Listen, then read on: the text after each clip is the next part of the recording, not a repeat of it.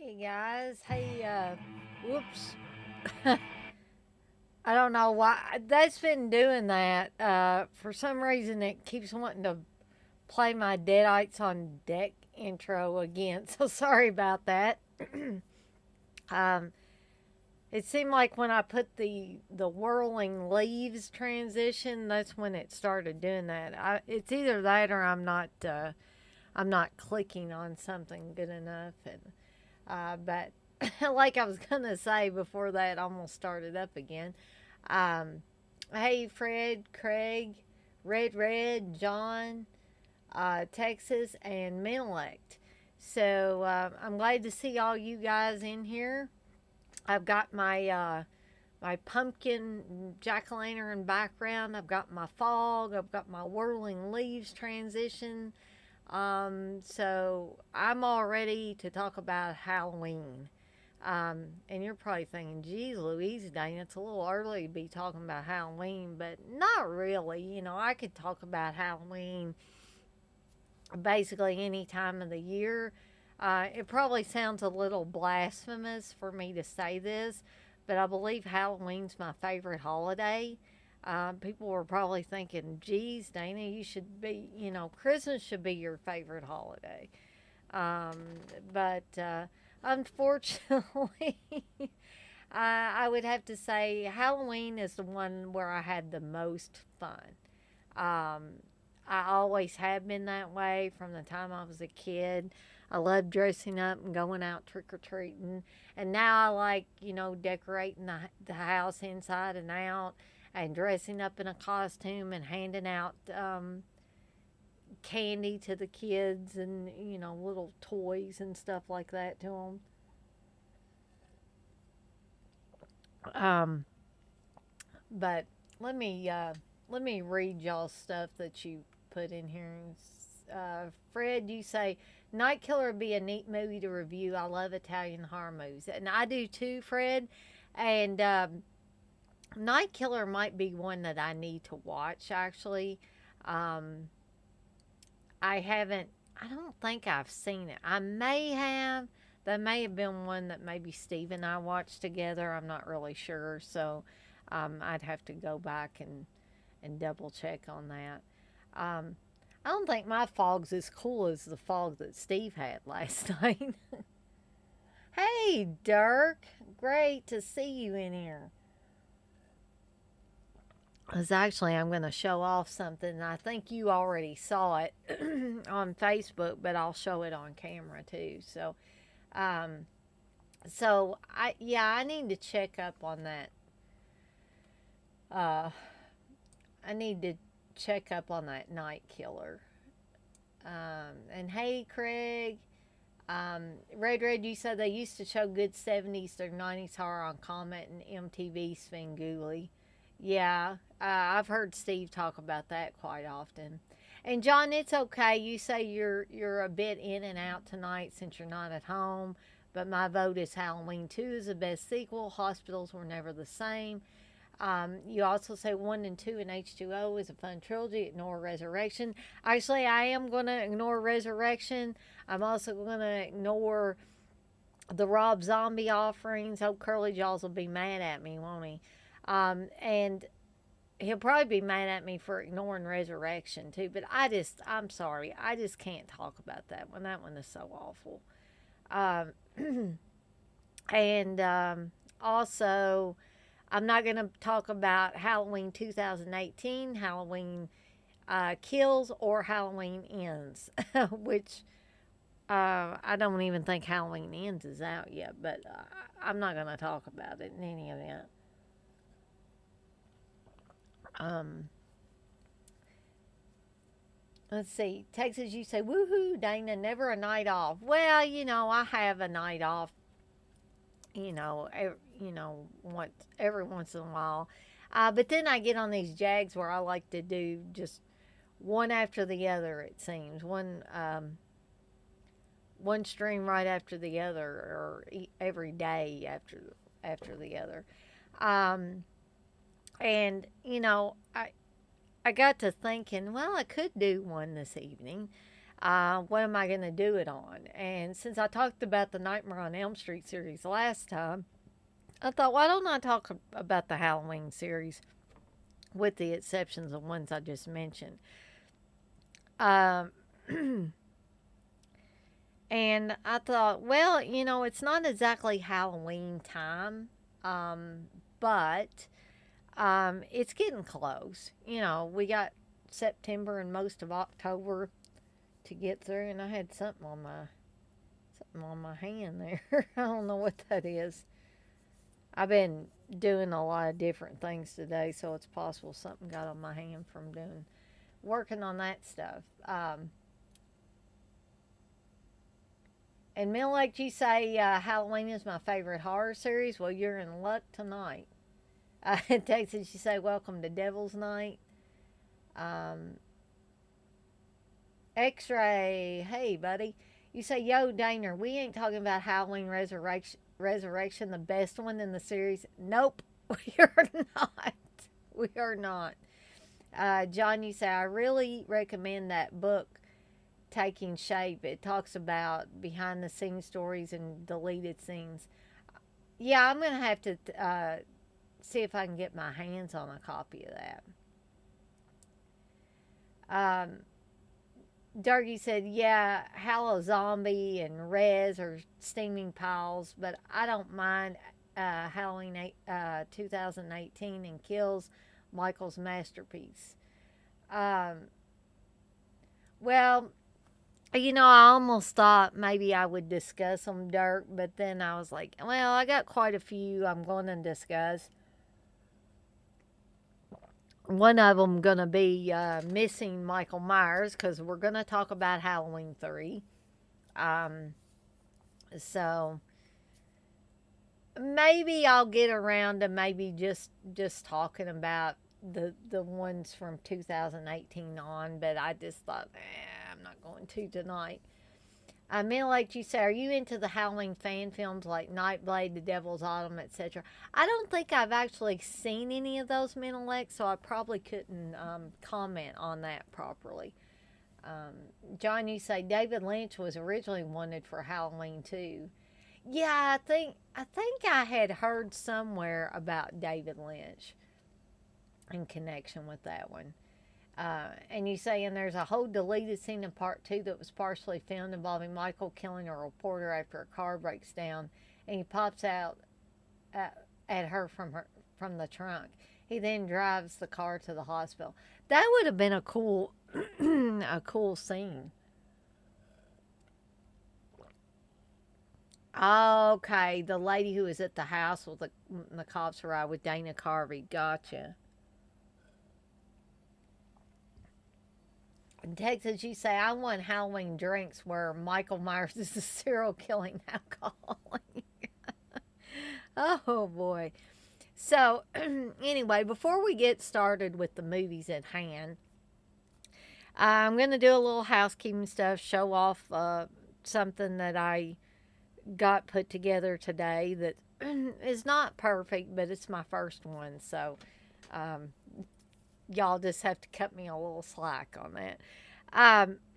As usual, sorry guys, my throat unfortunately has been really scratchy today, and I've been coughing and sneezing and carrying on all day long. So, forgive me if my voice sounds less than normal, I guess would be the way to put it. I'm just hoping I don't lose my voice. But anyway, I have links for several different things in the description for these videos. The Deadites on Deck Facebook page, where I will, I have been and will be advertising my live streams. We've actually got one. I'll be doing my Cheese Extreme Wednesday, of course.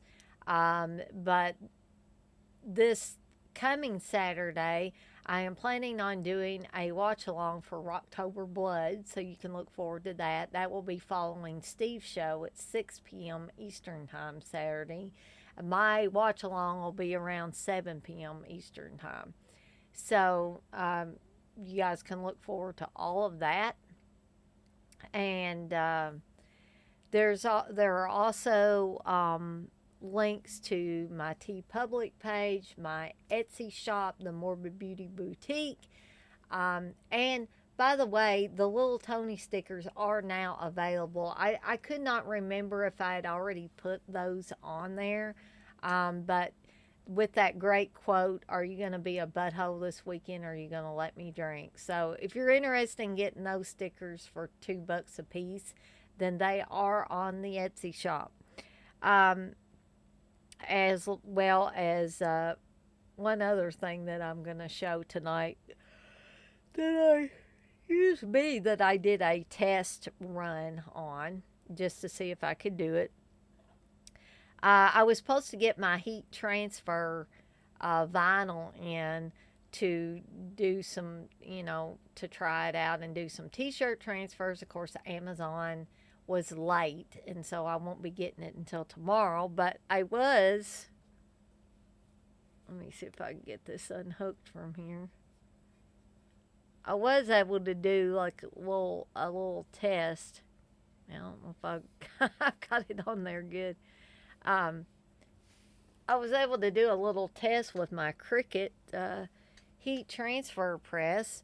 And of course, you guys can't see that that's green. It's actually a green seed. And it's got little antennas because these are called Cricut machines. Um, but anyway, it came with the heat press actually came with this little drawstring bag and a test heat transfer uh, C with the antenna that you could test it out and get to know your machine. So I did that today, and I was proud that I was able to do that because I was a little worried because not a lot of people gave the Cricut heat press bad reviews, but some people did. And I don't know if it was one of those things where it was primarily user error or they really did have a problem with the product itself, because some people had pictures where they had burnt the fabric. They'd even burnt this drawstring bag trying to get the transfer to come off. And they also said that the transfer fell right off or fell off soon after it was done. Um, Knock on wood, mine was done several hours ago and it hasn't fell off yet. So I'm thinking that's a good sign. But as soon as I get my heat transfer vinyl for the t-shirts, I'm going to do a test print for that. Um, like I said, there's also a link for my T Public shop, which I'm going to remain, it's going to remain active even though I'm planning on making t-shirts myself. One other thing I wanted to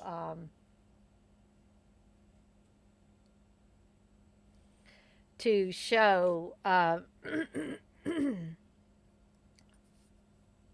excuse me, my throat, I'll tell you. One other thing I would like to show is I did a test run with the water slide decals to see how it looked on the mug. Now, I'll be honest with you, I'm thinking maybe the company where I mean, I got it from Amazon, but the company that actually made these they're supposed to be for a laser printer. But as I said before, the directions clearly say only for inkjet printer. So I'm like, why would you do that? So I'm not sure if that was the problem or it was user error or what. But I printed out 4 of these. And unfortunately, some of the color came off. And there were 2 of them that were unusable. They were basically, they didn't look good at all.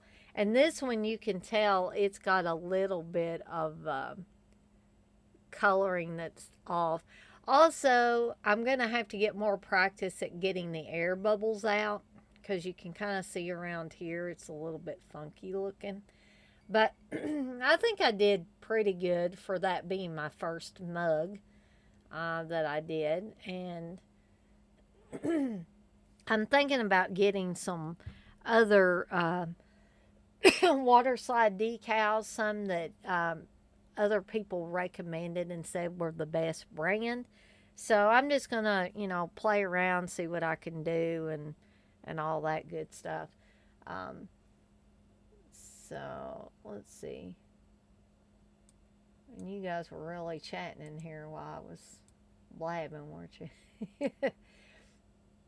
uh, Red, you said the best Halloween is the extended version of 1978 with deleted and alternate scenes. And you know what, Red? If old Curly Jaws was in here, he'd be disagreeing with you all over the place. But I do agree with you on that. Because I think I'm going to have to set that over there so I don't bump it. Because the whole Curly Jaw says Halloween 1978 is overrated. Durkee say Halloween 2 1981 is my favorite of the franchise, and Dick Warlock is cooler than a fan in the wintertime. Yes, he is. John, you say agree, Dirk. Dick is the man. John, you say his robotic slow movements made Michael creepy as hell. I agree with that completely. You say Nick Castle had more fluid motion as the shape, just kind of normal. I think James Jude Courtney from the new movies does a good job doing Michael from H1. The walk and the movements are hard to get right. Dirk, you say, hoping you can get that Tenebrae shirt rip design in the middle of the chest on the shirt. I'll definitely get one. Dirk, yeah, actually, I was thinking of that it would be good there. Now, a lot of times they want you to, start it just under the collar a little bit, as you can see with my Fright Rag shirt. But I would not, since I'm making these pretty much for fans, I am not against putting it a little bit further down on the shirt where it does literally look like it's coming at, her face is coming out of your chest. Um, so yeah, that as soon as I get my heat transfer vinyl that I'm supposed to be using to make the transfers. I don't know why it was delayed, but it was supposed to get here yesterday when I got the heat transfer press. But the thing was, it said it was shipped, but it never said all day long. It never said it was out for delivery. But the heat press itself actually said it was out for delivery, and I did get it in last night. Um,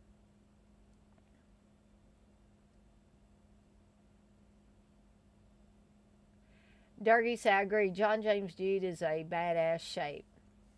And I guess I can't, get any enjoyment out of that version of the shape just because I was so turned off by even the 2018 Halloween. And not necessarily, well, I didn't really understand the stuff that they were doing with Michael in that. And maybe that's just me. And Steve and I have discussed this before. In the 2018 Halloween, I just felt like, what in the hell did they do to Jamie Lee Curtis? I know I said I wasn't going to talk about this, but it just made me think about it, you guys discussing it, some things. Laurie Strode from the 1978 Halloween, I don't feel like would have become what she became in this 2018 update. Like, what's Laurie been doing all this time? She's turned into a fanatical, crazy woman that keeps guns, an arsenal of guns and stuff. It's like, no, that didn't gel with me. And what in the hell were they doing having Michael Myers on the rooftop chain on the roof of the asylum? What the hell was all that about? Am I missing something here? It's like, I just didn't get all that. And John, you say, the damn mask is the worst to get right. I hate the mask in 4 and 5. Yeah, compared with like the original mask and even the mask in part 2, I like. But yeah, I totally get that. Darky say, yeah, I never understood the logic in not staying with the same mask throughout, and Christopher Nelson brought it back, and that flashback mask is gold.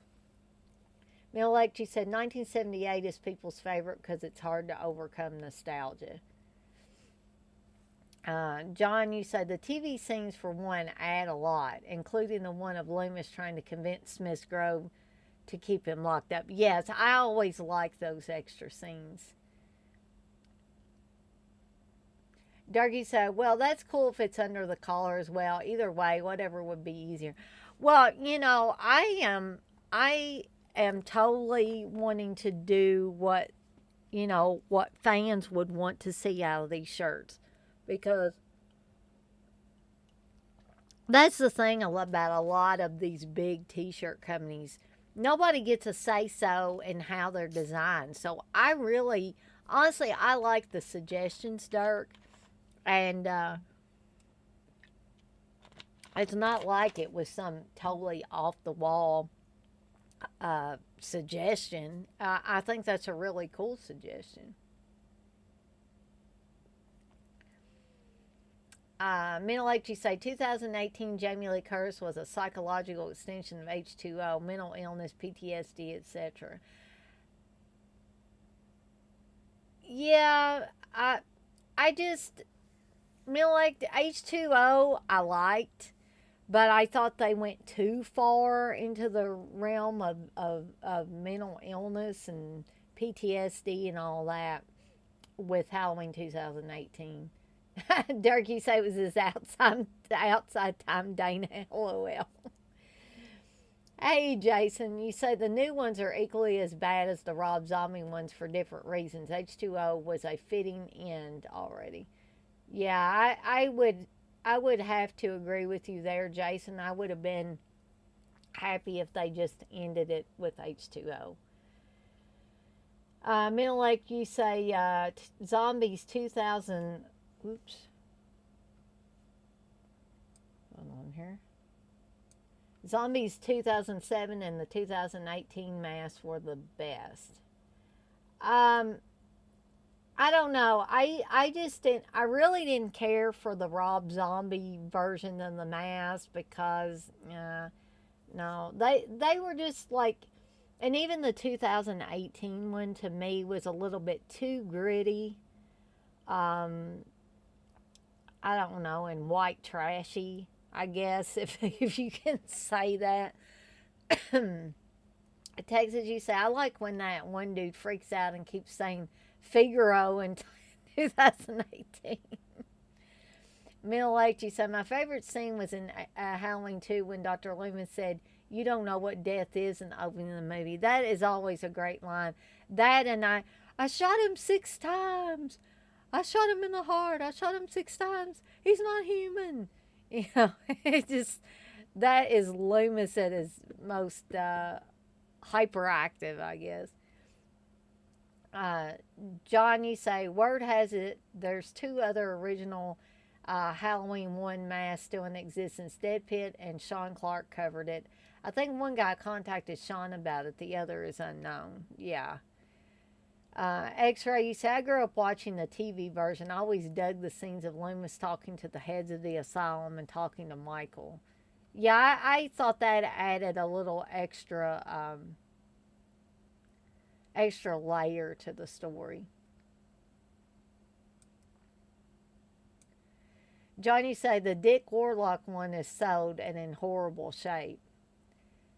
X-Ray, you say Scout Taylor straight out of Compton ain't no Jamie Lee. She sure as hell is not. John, you say, can you imagine that Halloween 1 mask showing up on eBay in perfect shape in a glass box? That's like a $25,000 item exactly. Middle Lake, if you believe a supernatural serial killer is after you, particularly, you would have PTSD. Yeah, I get that, Mental Lake, but I just think that they went it was overkill. It just definitely was overkill, in my opinion. X-Ray, you say, I refuse to watch these newer Halloweens. Love Carpenter, but his opinion about Halloween 2 and erasing it can go fuck themselves. X-Ray, you say, he's getting some sweet paychecks, though. Middle Lake, you say, the plain white masks like any character and look goofy to me, but the other masks look fierce. Well, the original mask to me is the best, the one that I always harken back to. The Halloween 2 mask is also really cool, and it might be a little bit of that nostalgia thing for me. Durkee say H2O was all over the place with the mask and the whole shit with Michael going to California and Laurie's son became his new obsession. Don't make sense. And Dirk, you're not the only one that has said that. My cousin Jed, my old movie watching buddy, never cared for H2O, I don't think. I'm pretty sure he disliked that one very much. X-Ray, you say Carpenter did a ton of reshoots for Halloween 2. It's why it's so good. It's sort of like the Spielberg-Hooper relationship with Poltergeist. Middle Age, you say Dr. Sartain wearing Michael's mask was such a hideous moment. Jason, you say, I think a big problem with the series is that it just isn't the same without Donald Pleasance. He had the acting chops to bring gravitas to the performance. Exactly. John, you say, definitely X-Ray. I think Carpenter shot a ton of it and never owned up. He always dismissed that movie. And here's Abd Rahim. I think I'm gonna put that dude. Well, I'm gonna put this nonsense that I can't even read. So I'm just gonna put him in timeout for a little bit. Okay.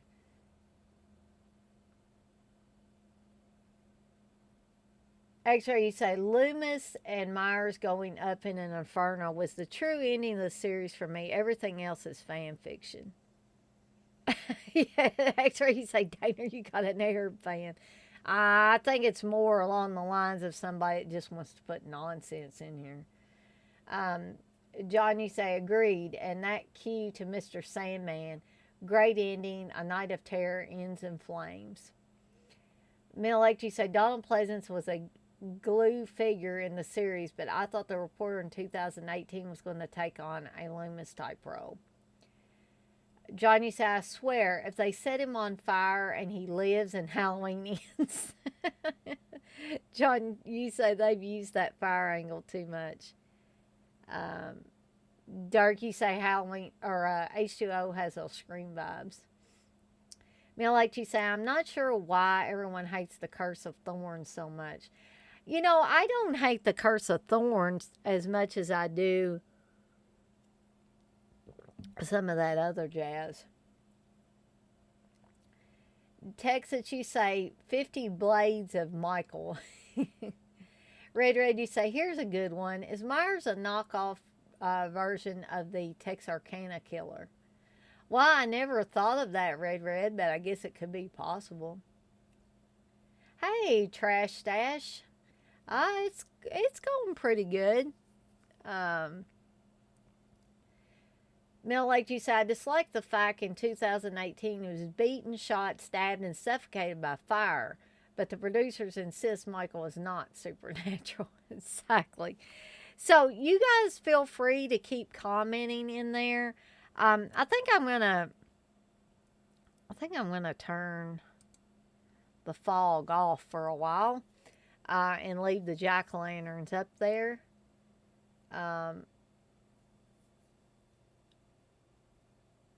Dirk, you're saying that that would be part 2, Jason.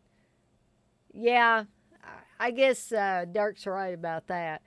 So I'm gonna go ahead and get started talking about the series, but like I said, you guys feel free to keep commenting in there. Now, you guys are probably going to think I'm totally crazy, but I have 3 different 4K versions of the original Halloween. Plus, I have some other copies that are back there that are Blu-ray copies. But I have this one, which was like a Best Buy exclusive, and I had to get that because that is just, isn't that freaking awesome? And there's Laurie on the back and the leaves all on there. And this is a steel book. I also had this 4K version that has the original artwork before I got this. And even though this is awful, awful, awful artwork on all of these 4Ks that Screen Factory put out, the reason I ended up getting these on the 4K, and then I'll probably end up getting most of the rest of them on 4K through Screen Factory, is because we get Dolby Atmos sound with these. And you're probably thinking, geez, Dana, you got those awful looking covers just so you could get the Dolby Atmos sound. But here's the good thing, guys. You can always flip the cover around, and the inside case has the original artwork on it. Okay, so actually, you say Curse of Thorn is similar to the Dream Demons from Freddy's Dead, and that demon parasite bullshit and Jason Goes to Hell. Unnecessary lore. The trash stash, you say, I always thought if they just put plastic wrap over the eye holes and nose holes, Michael would just suffocate if he ever put the mask back on. Problem solved. John, you say, I went to the Halloween bush in the Myers house and Laurie's house for real this year in Pasadena. I can see why it was used. It's a pretty area. The bush is like 7 feet tall. That is awesome, John. I wish I could do that. You say I still looked over my shoulder for Michael, LOL, even though I knew it's a movie. Yeah, I mean, that kind of stuff just gets in your head, and it's like, I'm here at the actual place where they filmed it, you know. Lake, you say, did anyone read the original Halloween novelization? I did. I actually have that. I don't have part 2, but I have 1 and 3. Dirk, you say, I'm about 45 minutes away from where the Moonlight murders happen. Every year they show the town that dreaded sundown at the drive-in there. Cool. Lake, you say, I don't like seeing Michael's eyes in the mask. I think it lessens his mystique. In the same way, I don't want to know how he disappears. Yeah, there's a certain things I don't necessarily have to or want to know about Michael Myers, and I think that was for me, that was the downfall with Rob Zombie's films, because it was like he tried to explain everything. It's like, no, just leave it alone. Don't try to explain it. Especially don't try to explain it with your white trash mentality that you seem to put in every movie that you have. That the reason Michael became the way he was 1, he was bullied, and 2, that he was part of a white trash family. Nah, that didn't gel with me either. X-Ray, you say, I don't mind Myers being supernatural, though. Loomis pretty much hinted at it in the first 2 films. He's beyond human, and only a cleansing fire can destroy him. Jason, you say, I agree with the supernatural angle. It's just the druid angle was goofy as hell. Middle Lake, you say, I thought Rob Zombie turned Michael into PYT and turned him into Jason. Yeah, but I wouldn't want Rob Zombie personally to get a hold of the Friday the 13th franchise either. Look what he did to the Halloween franchise.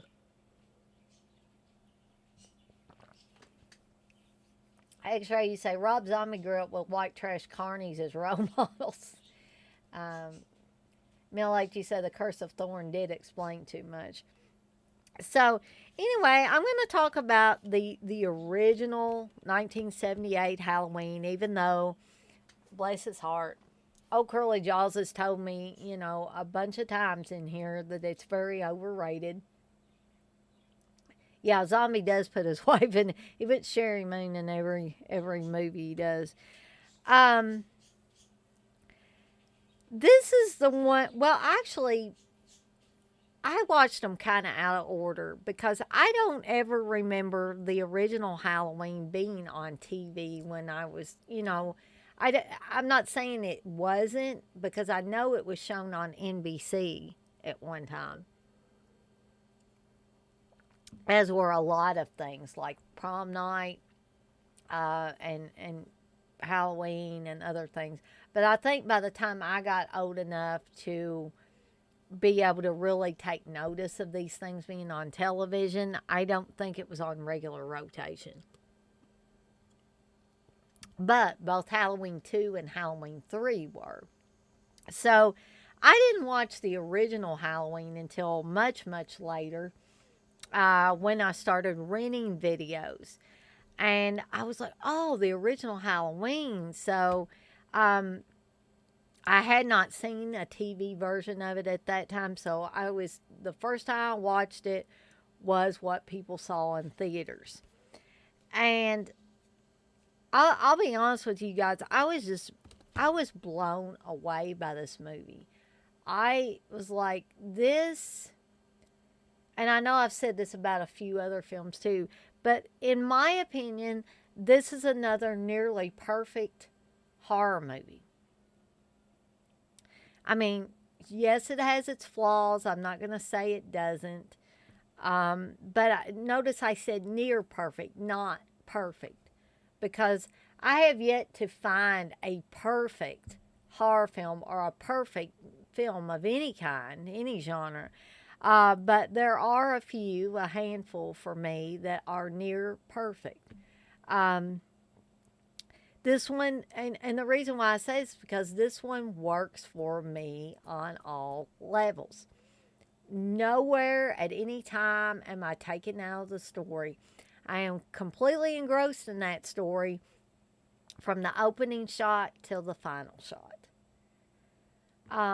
And that's where some of these others, including some of them that I'm going to talk about tonight, fall short because they weren't able to keep me that engrossed. Um, and nowadays though, I'm talking about on the original viewings. Nowadays, you know how I've talked about before. I know when I've seen a movie in too close succession because I start playing with my phone or noticing things going on around me and I'm not into the movie.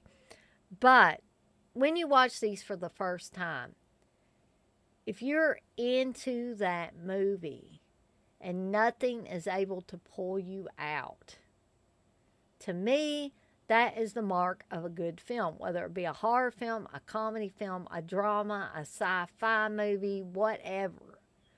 Um, so Halloween was able to do this for me. I was totally engrossed in the story of Michael Myers. I was totally engrossed with the suspense surrounding the babysitters and when are they going to get offed and all that. Even though PJ Souls' character technically wasn't a babysitter, she was with that group of friends. Um, and you had that Hitchcock level of suspense. And nobody can argue me out of that. It's there. It's like you knew Michael was creeping around there. And the way this movie is filmed, and Dean Cundy, you can give total credit to Dean Cundy for especially the original Halloween.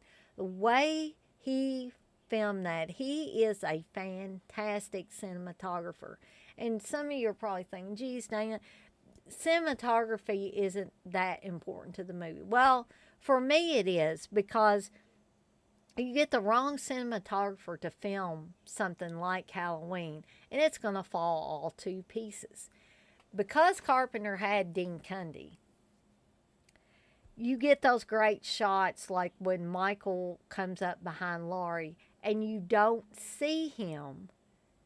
He gradually, that white freaking scary mask comes into view out of complete darkness.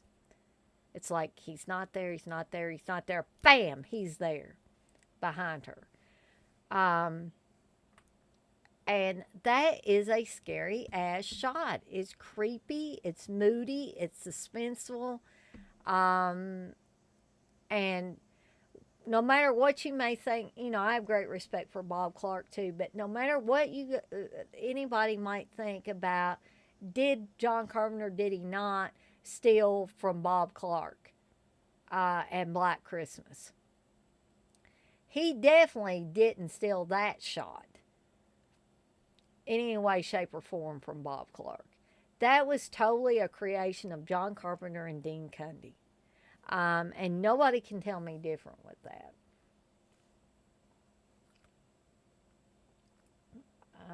Let's see. And you can tell I'm passionate about some of these movies. Dark, you say, yeah, Myers doesn't need to be explained why he does what he does, although I have a theory. He was angry and jealous his sister was having sex and he snapped. And that's a perfectly acceptable theory, Dirk. I just think Rob Zombie kind of tried too hard. Mill Lake, you say the original Halloween is overrated in terms of it being sacrosanct to many, but underrated because it popularized the occult slasher genre. I like the way you put that. That is very. I mean, that's very well thought out, Mill Lake. You didn't just come off and say it's overrated. You actually put some thought behind that. And I'm not making fun of old Curly Jaws for just saying it's overrated. I'm just saying when somebody actually takes it that extra mile and tells me why they think something's overrated, I like that. Jason, you say maybe you got possessed by an evil spirit on Halloween night. Who knows? Who cares? It's best to remain at least partly unexplained, in my opinion. And I agree with that. Like you say, the subtlety and suspense and mystery of 78 with the quiet suburban disrupted by mass murder was storytelling appropriate for the time period. John, you say, yeah, Michael is a force of evil. He's going to get you, as Carpenter once said. No need to explain it with a thorn curse or radio towers or Illuminati or whatever. He's evil, like Jaws, a force that is unrelenting. Jason, you say it's a top 5 best horror movie of all time for me. I would say it's definitely up there for me, Jason. Like you say, 78 had the benefit of introducing a character the audience knew little about. Why he stalked the girls and having superhuman abilities and stealth, and no one expected a being like Michael to exist.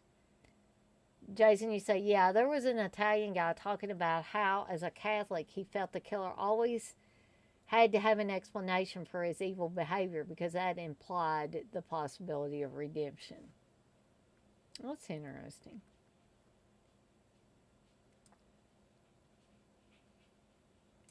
John, you say, I love the whole franchise, but I never understand the obsession people have with 4 through 6 and the Danielle Harris stuff. It's like a fan base within a fan base. Yeah, and I have respect for Danielle Harris, but I never did understand that either. I mean, I liked 4. I even liked 5. 6, I don't know, for whatever reason, I'm not too fond of that one, and I'm actually going to talk about that when I get to that one. But I didn't understand the... I don't know if I want to say the glorifying of the Danielle Harris's Jamie character. I don't know if that was just for the next generation of fans that really got tied up in all that, or it was just a mix of both age groups.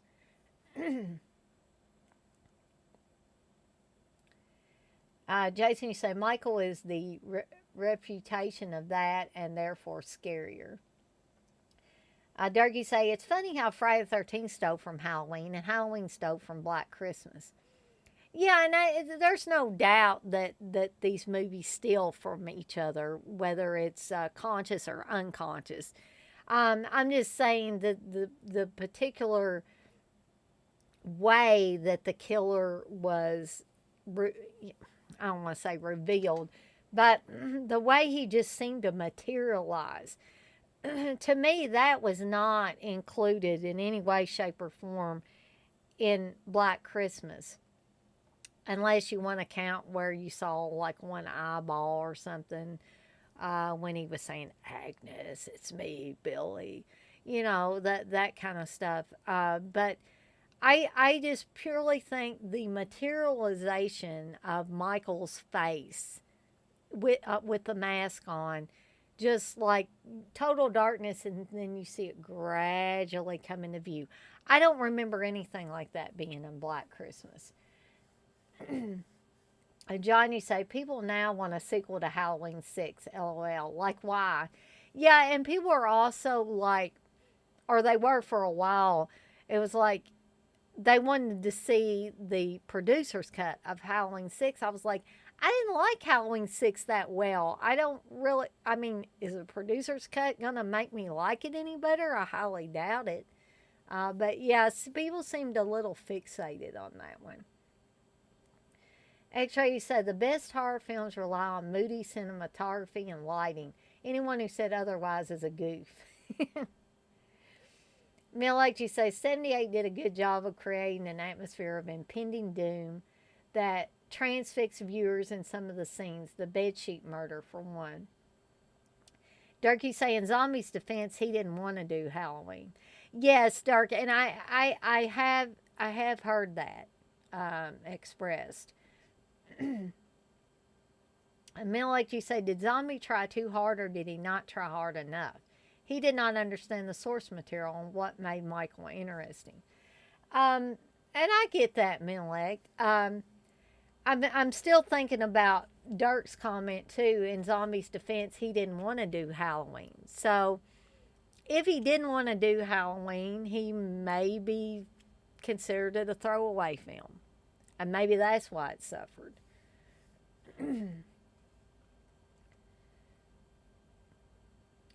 Let's see.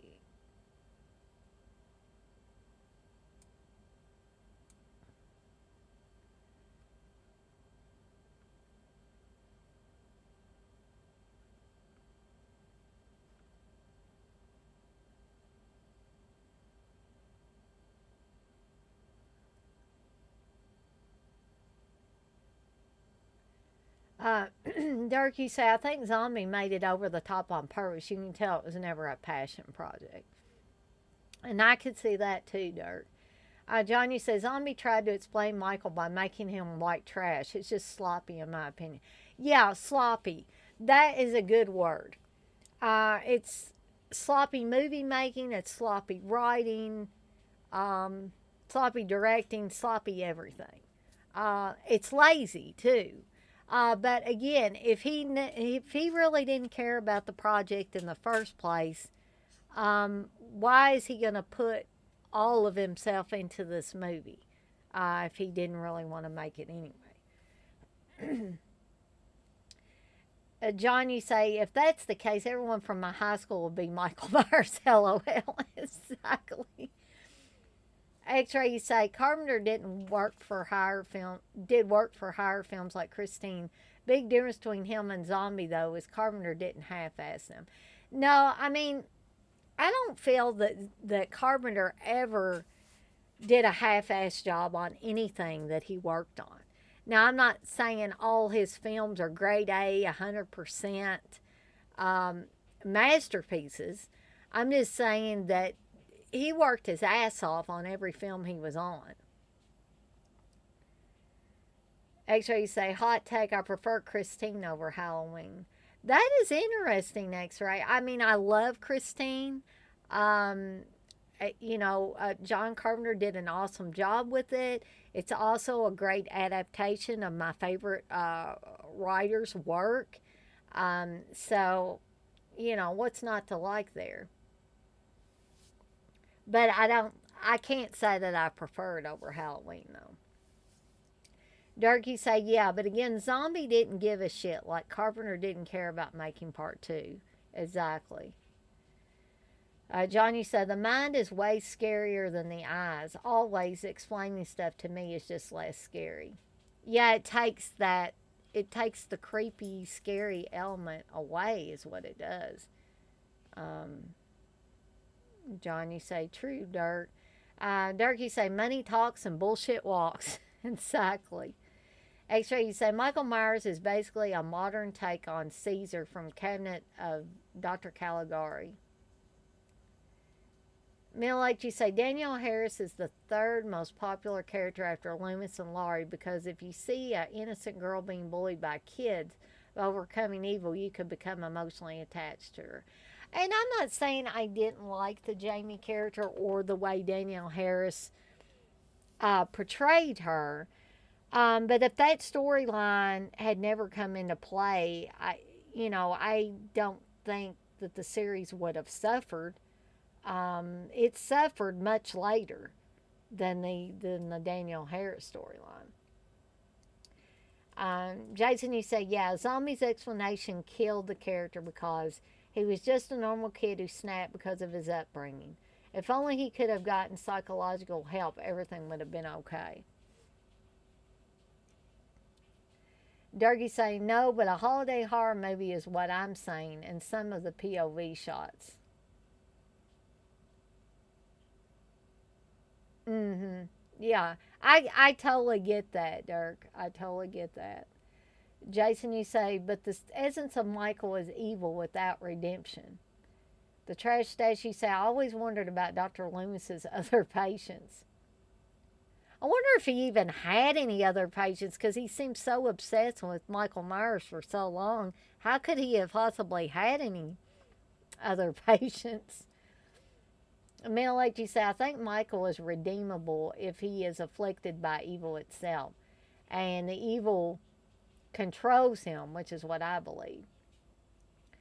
X-ray, you say, Rob Zombie's take on real white people is more offensive than Birth of a Nation. John, you say, including the first death of Laurie Strode, which is after Halloween 2 and explains how she fakes her death before H2O. Okay. Guys, I am going to, I hate to step away, but of course, my light again stayed on less than an hour. So I'm going to put the Evil Dead background on.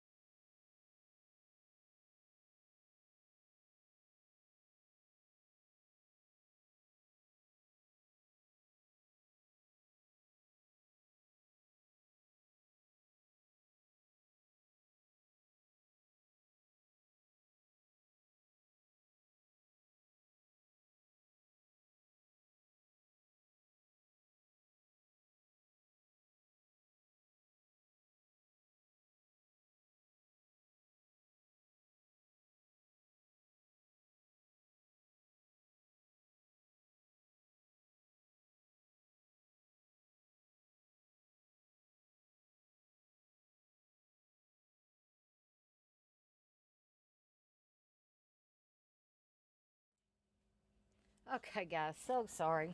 There you get my leaves again. I love that transition. Like I've become so obsessed with like these transitions and backgrounds and stuff here as of late since I found that Envato site.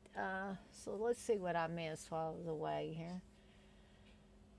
But I do apologize for it taking me so long to get back. I had to get me another Mountain Dew and had to take another prescription ibuprofen because this has been one of my bad days as far as feeling bad. But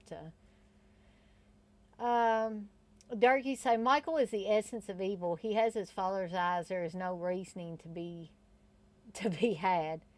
Um, you say when Michael talks in Hello Zombie 2, that's straight cringe shit. Yeah.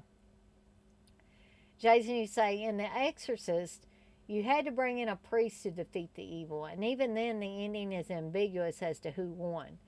There was room for debate. I see Loomis as kind of a replacement Father Marin. That's an interesting take, Jason. Durkee say, yeah, I've always felt Pazuzu won. He killed two priests. And I think we've had this discussion before, Dirk. We were kind of like my possession stream that I did. I think we defer a little bit on it, but I totally respect your opinion on that. Jason, you say Loomis doesn't die, but his mental condition definitely degrades. Gosh, this is really, this is a really good conversation. So sometimes I'm glad with the choices I picked. I didn't know we were going to have this kind of a uh, deep, kind of, at times philosophical discussion on these movies. That you guys are really putting a lot of thought into your answers. I just feel like I'm kind of up here winging it. And you guys have done your research. You have done your legwork. And I just think that is awesome. That's right, Dirk. No one is wrong, and that's kind of what I want to get across to everybody, and that's what I try to get across every time I do one of these streams.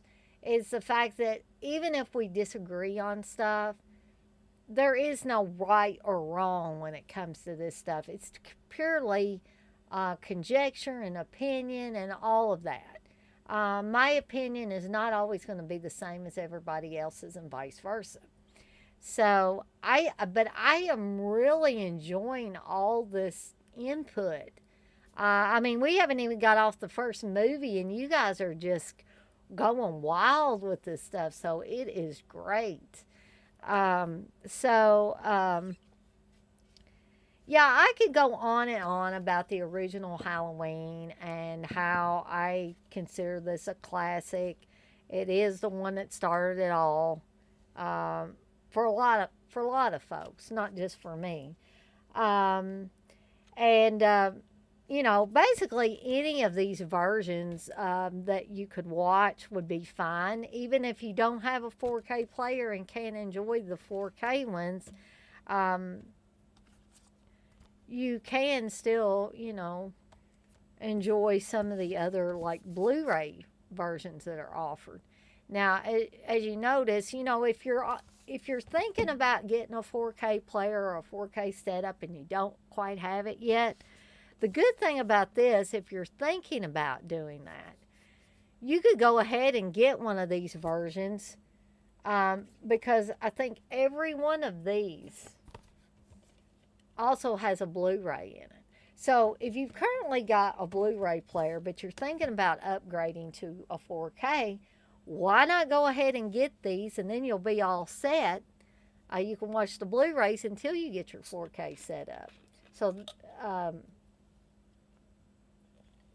and I'm not saying you have to have all three or you have to have as many as I have. That's definitely not what I'm saying. But I'm saying you could pick any one of these three 4K offerings because they also have the Blu ray.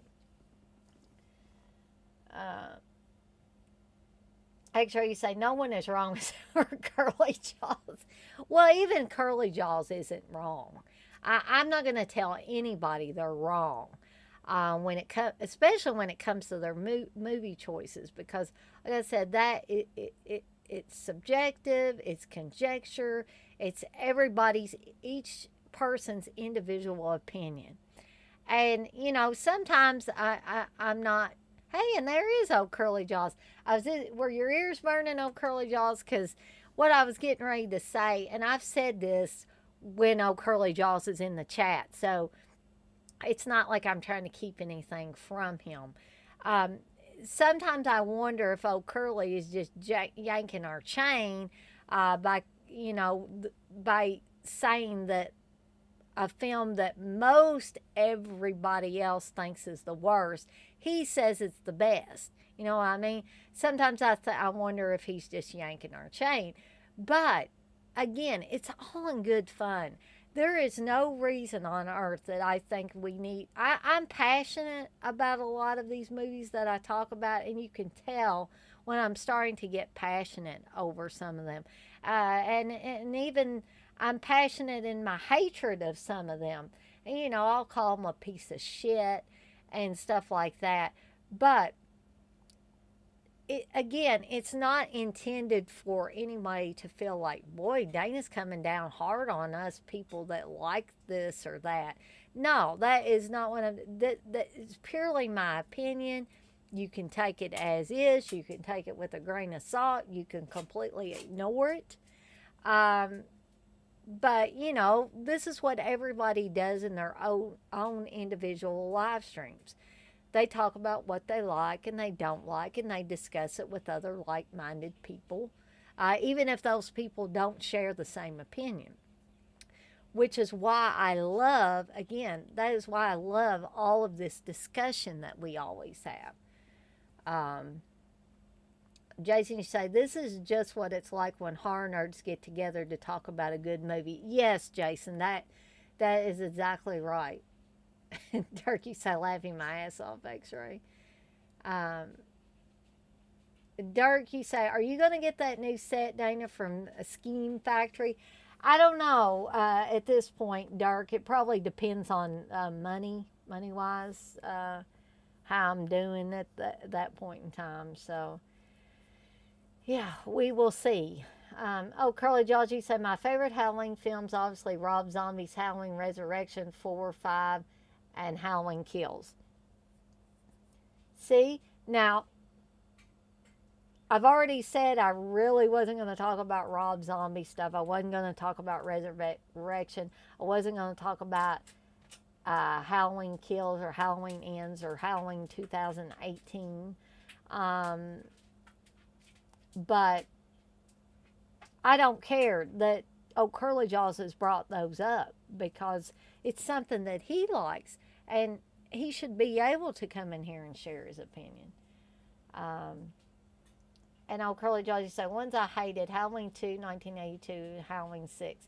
Now, I'm surprised that you hated Halloween 6, though. Dirk, you say, I dig Halloween 4 and Kills. I just love the 31 kills, and Michael does some of the best of the franchise. Yeah, I mean, I could definitely see somebody getting some enjoyment out of that. But I just, movies like that, and again, Dirk, this is purely my opinion, and it's not directed in any negative way towards you, but what those movies do for me, like Halloween Kills, is it makes me actually want to cleanse my movie watching palette by going back and watching the original stuff. Just because for me they are just that bad that I have to do something to make the medicine go down. You know what I mean? I gotta have a little something to make it a little bit less bitter.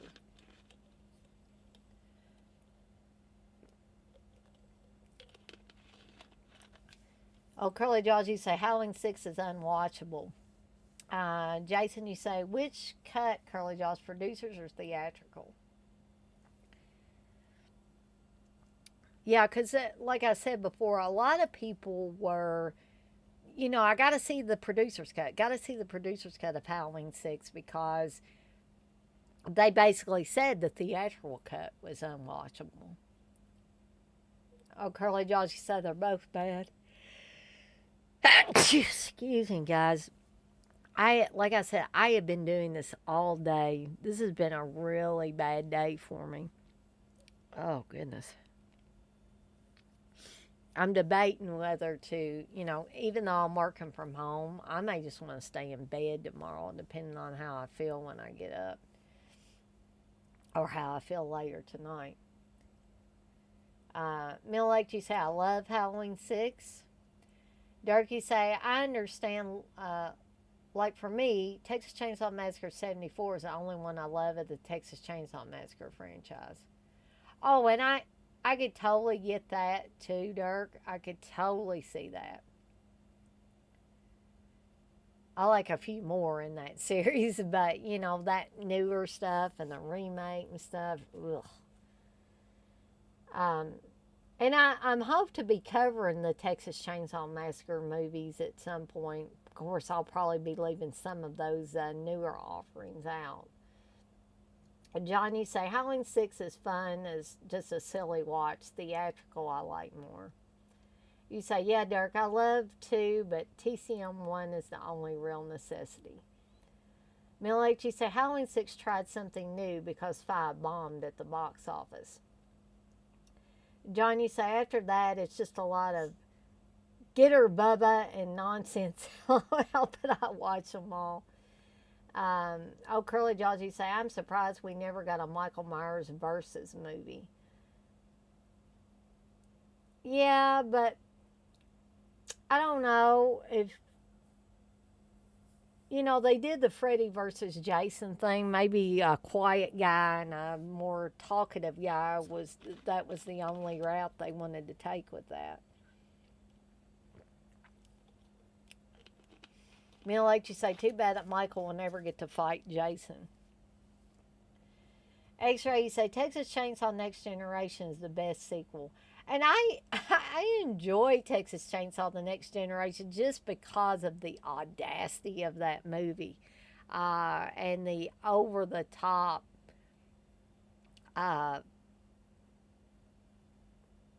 just insanity of the movie.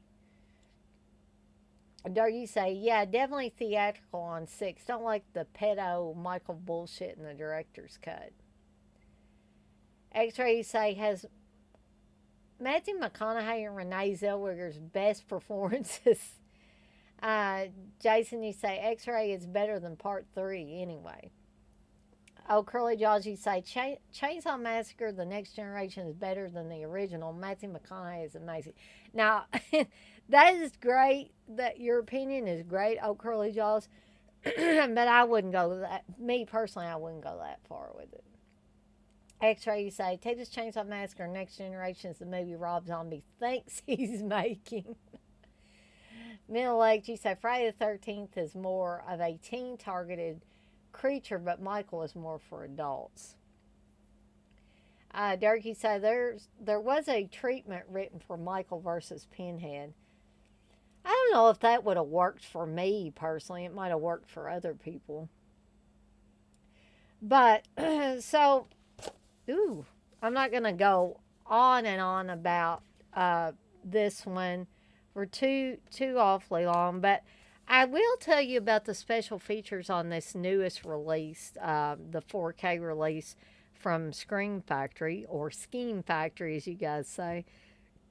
So you get 3. I swear, I'm afraid my voice is going to go completely away. You get 3 different discs. Excuse me. With this, you get disc 1 is the 4K. You get a new 2021 4K scan from the original camera negative, approved by cinematographer Dean Cundy. You get that new Dolby Atmos track for people that have the Dolby Atmos set up. Audio commentary with co-writer and director John Carpenter and actress Jamie Lee Curtis. Audio commentary with Dean Cundy, editor Tommy Lee Wallace, and actor Nick Castle. Disc 2 is the Blu-ray. Again, you get a new 2021 4K scan from the original camera negative, approved by Dean Cundy. New Dolby Atmos track on a Blu-ray. Audio commentary with John Carpenter and Jamie Lee Curtis. Audio commentary with Dean Cundy, Tommy Lee Wallace, and Nick Castle. The Night She Came Home. The TV version footage. Theatrical trailer, TV spots, and radio spots. There's also a third Blu-ray disc that has the original color timing presentation for you serious completists. Vintage interview with producer Mustafa Akkad. Halloween A Cut Above the Rest. Halloween Unmasked 2000. Halloween the Extended Cut in HD. Keep in mind that the TV inserts are in standard definition. Theatrical trailer, TV spots, and radio spots. Guys, I'm sorry about my voice. I'm really trying to keep it lubricated, but my throat anyway. But it doesn't seem to be doing a whole lot of good. Okay.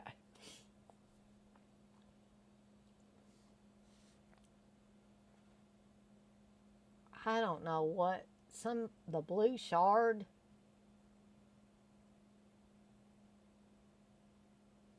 I don't know. They're talking about somebody being a real gamer. So I think I'm going to mute that or put that person in timeout because I don't understand what they're talking about.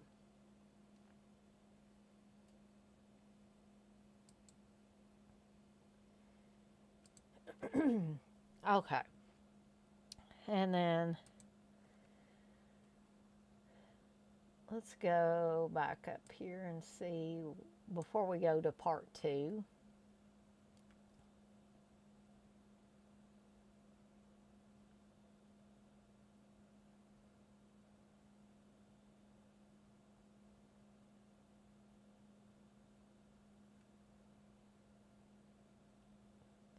John, you say Michael went from normal but like a cat and deadly in 1 to him popping out eyeballs and ripping heads off in 6 like he's got hands of steel. John, you say just silly. I mean, I love the whole series, but they made him too Jason-like. Oh, Curly Jaws, you say should have done Michael Myers versus Leprechaun. That might have actually been entertaining. Dirk, cool, you did get Dolby Atmos set up. It definitely changes everything, doesn't it? I mean, it really, really does. Finally, there's somebody else that's in my corner as far as the Dolby Atmos. X-Ray, you say Myers versus Chucky could totally work as a horror comedy. Instead of fighting, they team up. Chucky could be the Bobby Heenan to Myers Andre the Giant.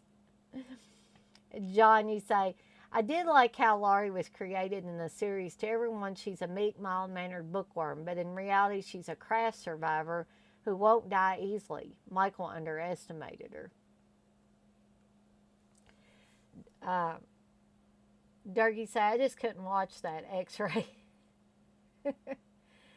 John, you say, it's kind of like she was always that way, and by the new movie, she's fully that person, very much a survivor.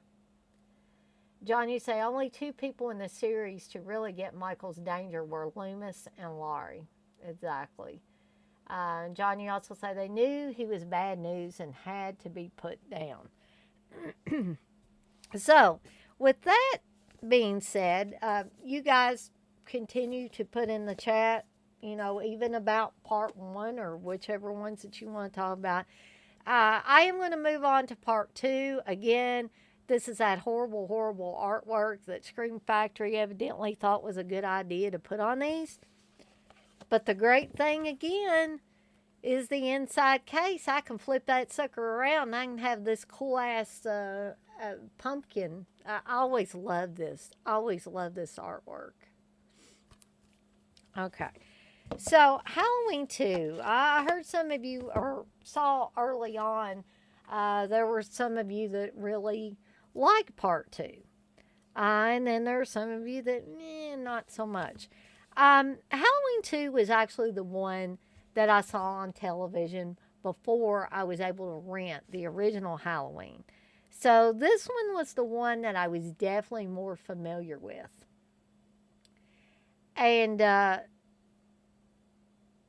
it really, I can't remember if it was John or who was saying it made the hospitals look, hospitals never looked the same. And they really didn't.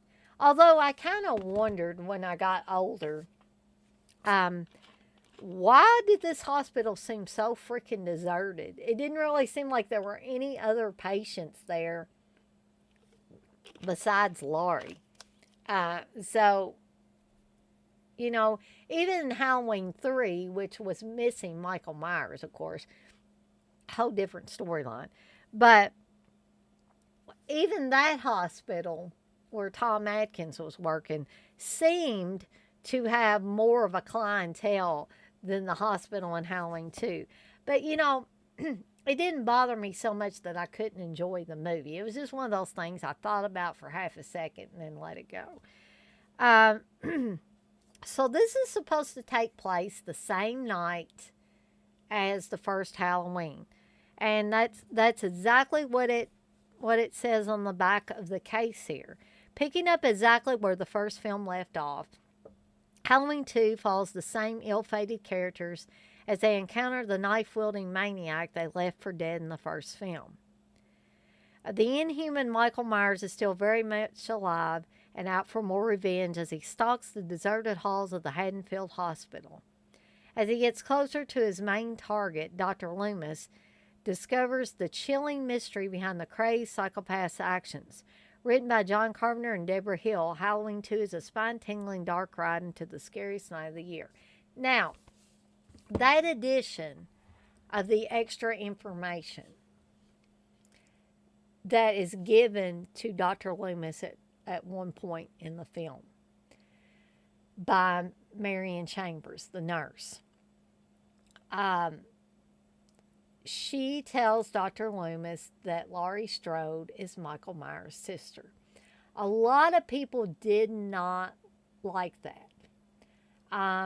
They liked it better when Laurie was just a babysitter and Michael Myers was just killing everybody that was in his path.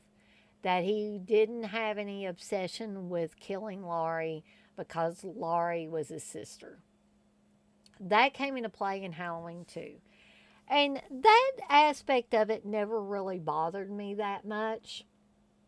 But it seemed to bother other fans of the series. Very much so, it seems. But of course, when I originally watched this, I was like, okay, so Laurie Strode is really Michael Myers' sister. Okay, that's fine. I was a young kid watching this movie. It didn't really affect me either way. And even now that I'm an adult and I've watched it 500,000 times, that aspect of it still doesn't bother me. I don't think it overly explains anything or anything like that. So, in essence, it really doesn't matter one way or the other for me whether that little tidbit of information was added or not.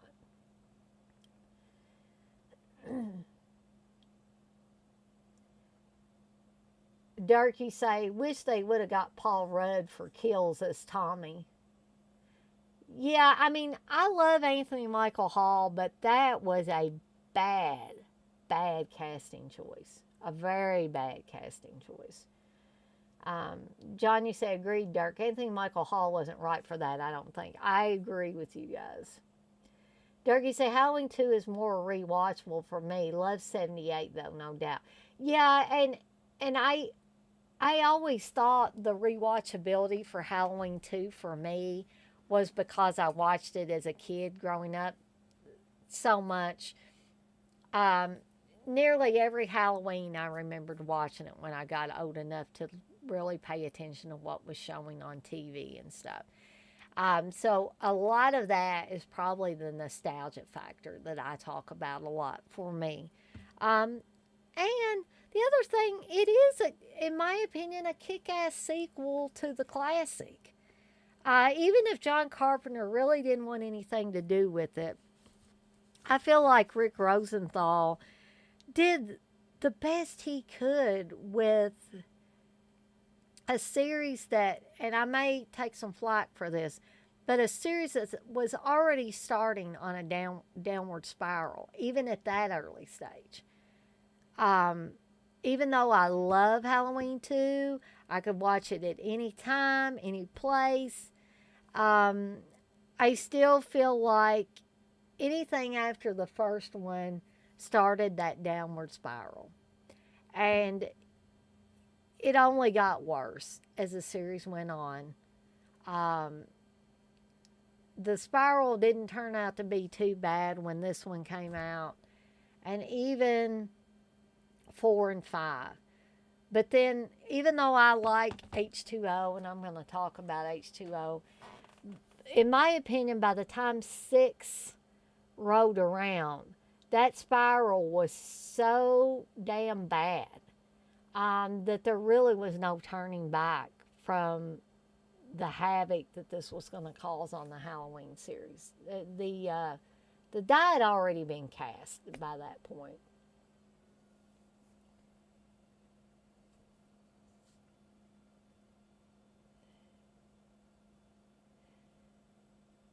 Jason, you say, I like the movie, but I think it was a mistake to make Laurie his sister. Some of the kills were not very good either. John, you say it's creepier. John, you say, sorry, what I meant by creepier is the brother and sister angle not working as much as it being random. Like the idea that Michael followed Laurie because he saw her drop off the keys at his house. Right. You say it's more random. Um, Jason, you say, yeah, exactly my thoughts, John. John, you say, I like how DGG says Michael is like a cat. He doesn't have motive. He just moves. Exactly. Dirk, you say, there's so many timelines. The franchise is a mess, but I can watch most of them. Yeah, I'm like that too. Most of them I can watch. X-Ray said the positives outnumber any negatives for me when it comes to H2. Uh, John, you said the worst part of R2 is the wig on Laurie. LOL. Yes, John, I am so glad you brought up that horrible wig. And then that's another thing that I didn't really pay that much attention to as a kid. But when I got older, I'm like, what in the hell is going on with that? And the obvious reason is because Jamie Lee Curtis had cut her hair since the original Halloween. It had been a few years, but we're supposed to think it's happened in the same night, so therefore they want her to have similar hair. But that wig is bad. It's very bad. I think probably the only worst wig in a horror movie that I can think of was the receptionist that gets with Dwayne, the wig that she has on, because she had a shaved head. I think she was in like a punk rock band or something, and she literally had no hair. So they had to do something with her to make her, I guess, more normal looking. But that wig was horrible in that movie.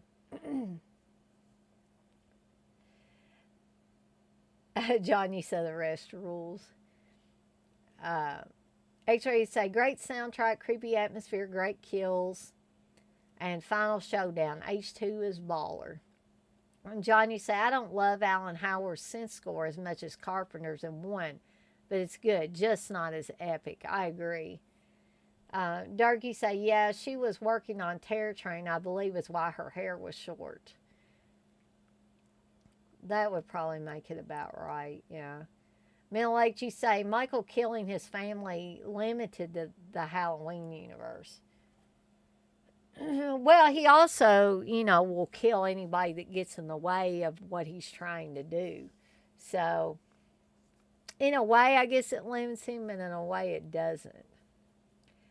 Jason, you say the wig is worse than any mask in any Halloween film. Uh, Durkee say, I do like Michael not having a motive better. Yeah, I totally agree with that. Not having a motive. That's why things like Final Exam, that I've talked about, which this basically has nothing to do with Halloween. But, both the movie Offerings and Final Exam do tend to have a Halloween vibe running through them. Um, but that's why I like films like Final Exam and can't understand sometimes why other people hate something like Final Exam so much. And one of their big things is the killer has no motive. He just pulls up outside the college and decides to turn in there and start killing people. Yeah, but isn't that what a lot of times we say we love about these horror movies is when they don't have a motive, that it makes it creepier? So I guess I don't get that. Like you say, H2O was okay. You say, I mean, Michael's purpose to just kill means he will travel anywhere, kill anyone, and nobody is safe. Yeah, just like John Carpenter said in that one interview, he's like, he's everywhere, and you can't escape him. Jason, you say, I can't remember which is Final Exam and which is Fatal Exam. Oh, Fatal Exam is that really low budget stinker that I like to watch sometimes. But Final Exam is a low budget North Carolina movie where basically a killer who's in real life a stuntman pulls up outside of a college, decides to turn in there, and I guess he's just randomly knocking students off at these different colleges because when the movie starts out, he kills some students at another college, March College. Then he moves on to Lanier College where he wants to kill off some more kids.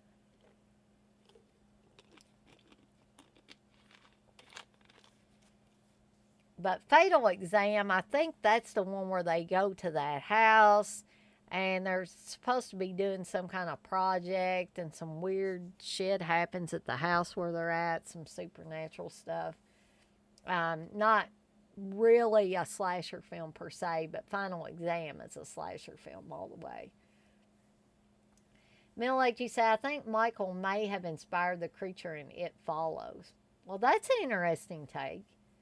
Um, like you say, if directors understand not to show too much and explain too much about Michael, it tends to be a better story. Johnny said the sequence in Drive where Gosling puts on the stunt mess and kills Ron Perlman and his mob buddies on the beach reminds me of Michael Myers. Very slow and creepy. Dirk, you say, definitely can see inspiration from Halloween and Nightmare on Elm Street and It Falls, but it is original in its own rights. A sex demon, right? So I think we're all pretty much in agreement, basically, that Halloween 2 is a decent successor to Halloween. It's fun. Got some pretty decent kills in it. We all agree, I think, that the wig is horrible, but it was necessary because it wouldn't have made sense for Jamie Lee Curtis to have short hair in a film that's supposed to take place the same night as a film she did a few years earlier. So I understand why they had to do that. Dougie H2 is the best. I have always had a soft spot in my heart for Halloween 2. Now, the special features on this one, in case you maybe are on the fence and thinking about getting these, you get 3 discs with this one.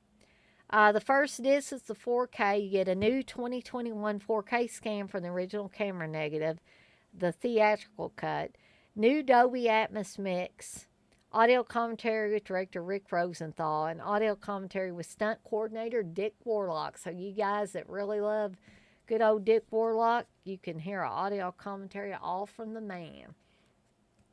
Disc 2 is the Blu-ray. You get the new 2021 4K scan from the original camera negative, theatrical cut, new 2021 Dolby Atmos mix, again on a Blu ray, new interview with production manager Jeffrey Chernov, audio commentary with Rick Rosenthal, audio commentary with Dick Warlock. The Nightmare Isn't Over, the making of Halloween 2, featuring Rick Rosenthal, Dick Warlock, composer Alan Howarth, director of photography Dean Cundy, actors Lance Guest and Leo Rossi, and more. Another great Horrors Hallowed Grounds, revisiting the original shooting locations. And if you have the other Scream Factory Blu-ray release, that's going to be the same stuff. So, no, this is not a brand new Horrors Hallowed Grounds. You get deleted scenes with optional audio commentary with Rick Rosenthal, alternate ending with optional audio commentary with Rick Rosenthal, still gallery, theatrical trailer, TV, and radio spots. You also get a third disc with the television cut in standard definition and the film script on a DVD-ROM. And that's Halloween 2.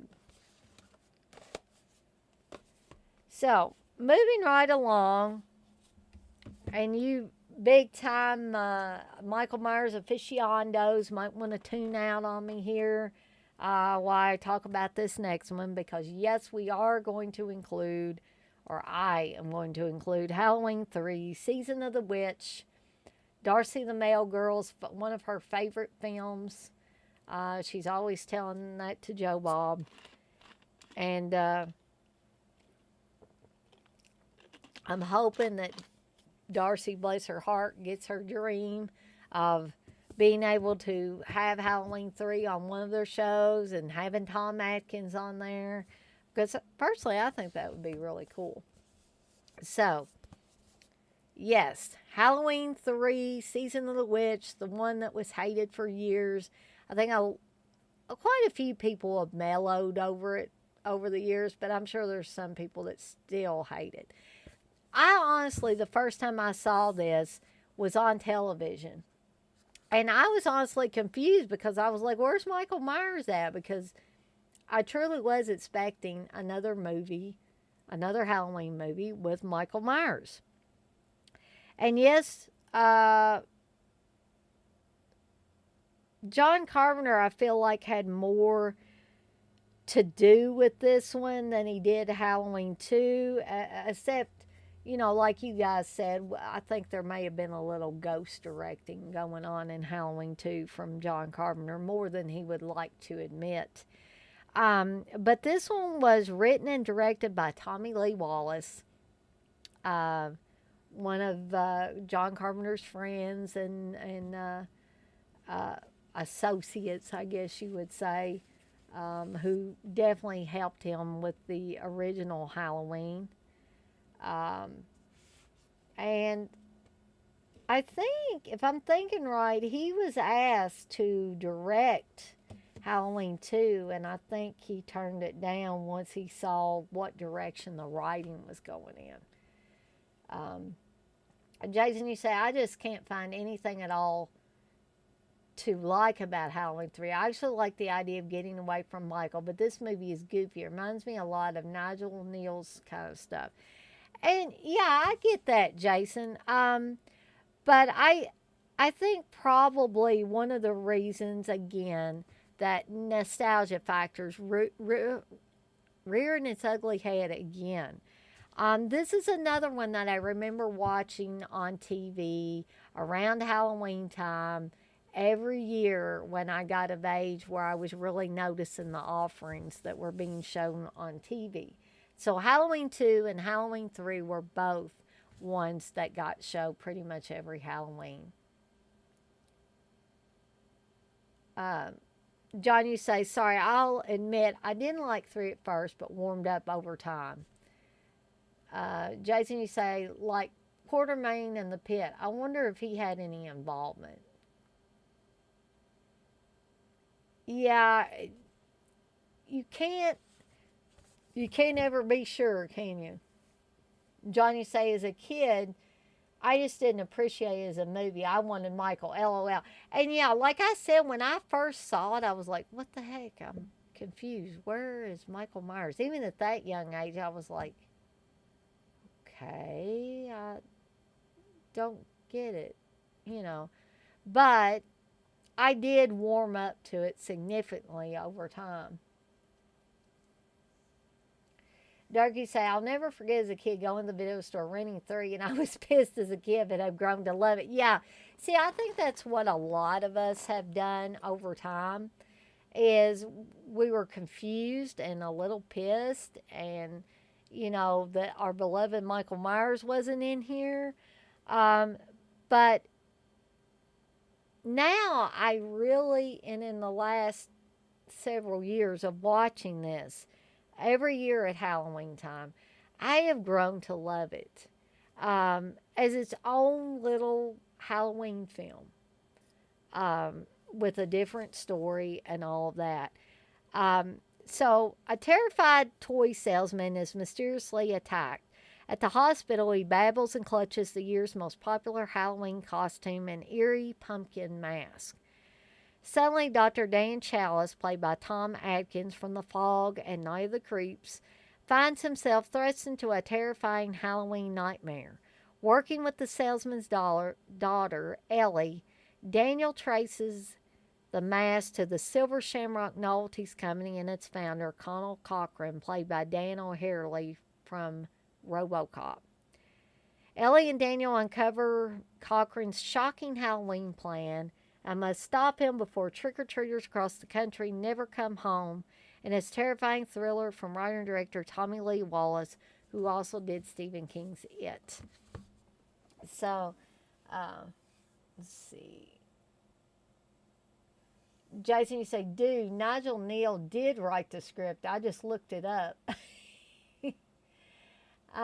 Dirk, you say, same with Friday 13th Part 5, but it's one of my favorites. Yeah, Dirk, I pretty much had the same feeling with Friday 13th Part 5. I dissociated myself from Friday 13th Part 5 for a long, long time. Just because I couldn't wrap my head around the fact that there's an imposter Jason in this one. What the heck? In some ways it was worse than not having Michael Myers in a Halloween film because we kind of sort of had Jason, but he was a fake Jason, except in the flashbacks and in the hallucinations that Tommy was having. Texas say, I like it more now, but I had a huge crush on Stacey Nelk and I was pissed she was killed. Yeah, I ain't got turned into a robot, right? John, you say, if I ever meet Tommy Lee Wallace, I'm not asking about Halloween 3. I'm getting a signature on BTLC vinyl, the Coupe de Villes. There you go. John, you say, Nick Castle, Tommy Lee Wallace, and Carpenter in a music group. Ha ha. Durkee said, Tommy Lee Wallace is the man creating the Shapes mask and directing 1990's It. Exactly. You got to give credit where credit is due, don't you, Dirk? Jason, you say, so the scheme is if children wear a special mask and hear a special tune at the right time, they will turn into bugs because of a computer chip. Literally any other plot will like better. Well, here's the thing. The chip has something from Stonehenge in it. So I don't know, how much people remember about it, but they say that a rock or whatever those stones are, it was stolen from Stonehenge. There's like a little news report on Halloween 3. And then Dan O'Harely's character also says that they stole it. And he said, you'll never guess how we got it here. We had a time getting it here. And you do actually see this great big stone or whatever you want to call it. So actually they're taking pieces of this mystical stone and putting them in. I mean, it looks like a regular computer chip or some kind of digital jobby, but they're actually the evil is coming from something from Stonehenge. And Stonehenge has been something that nobody's ever really been able to explain away. I mean, there's always been alien activity associated with it. And I'm guessing that basically the kids' heads get vaporized and turned into mush, and then snakes and bugs come out of it and attack their parents. Um, but there are other things that we see when the character of Marge, when she's staying at the little motel and she's wanting to go to the factory to tell them that, yeah, you got shoddy workmanship because the silver shamrock emblem or logo is falling off of these masks after my kid was throwing it up against the wall. So this gets dropped on the floor, it flips over, you can see what looks like a computer chip, and she takes a bobby pin and she's kind of monkeying around with it, which you know that's not a good idea. All us horror fans know that's never a good idea. A light shoots out of it, and the next thing you know, her face is all deformed and shit. And a bug like crawls out of her hair or whatever. And there for a while, she's just and her hands are up in front of her face. That was a very disturbing scene when I was a kid, and it's still, slightly disturbing. Um, but Jason, you probably didn't ask for all that explanation, but that's just my take on it. Dirk, you say, gotta love it. Um, so, yeah, you have Tom Atkins playing a doctor, and Ellie Cornell's father is running from these weird looking guys.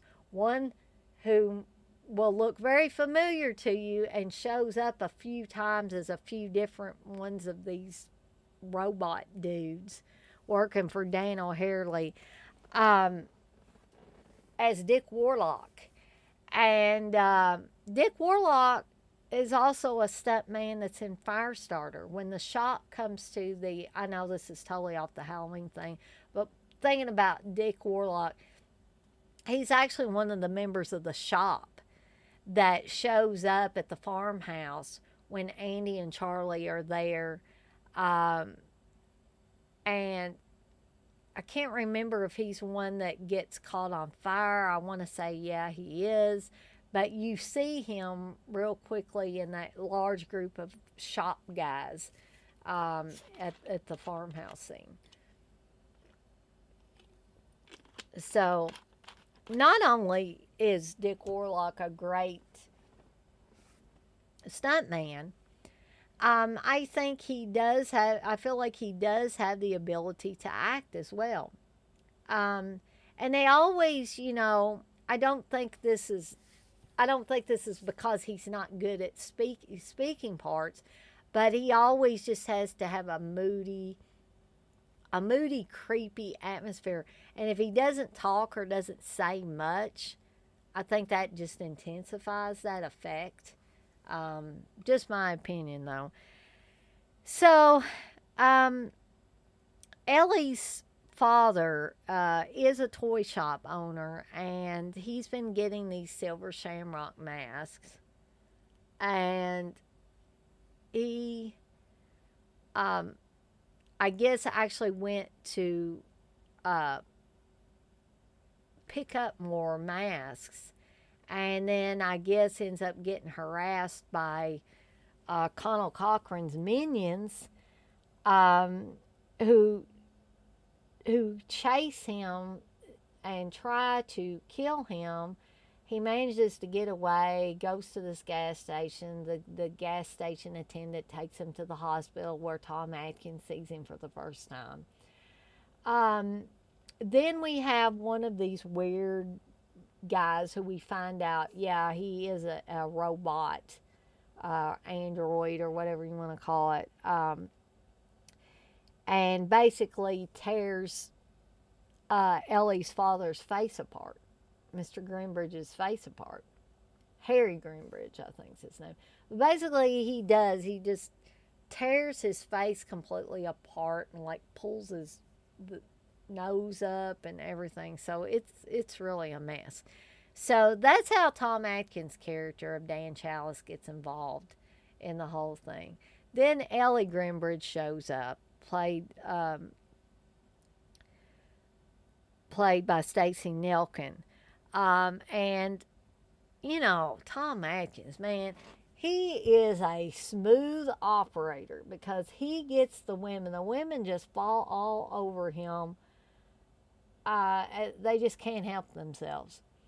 Um, so Stacey Nelkin ends up sleeping with Dan Chalice, with Tom Atkins' character, and in a pretty, you guys would probably like it because it's not overly steamy, but it's just steamy enough that I think you guys are going to get some enjoyment out of it. Dougie said, yeah, Warlock was a stunt double for Kurt Russell for 25 years. Yeah, 25 years, that's a long time. The Silver Fox. um,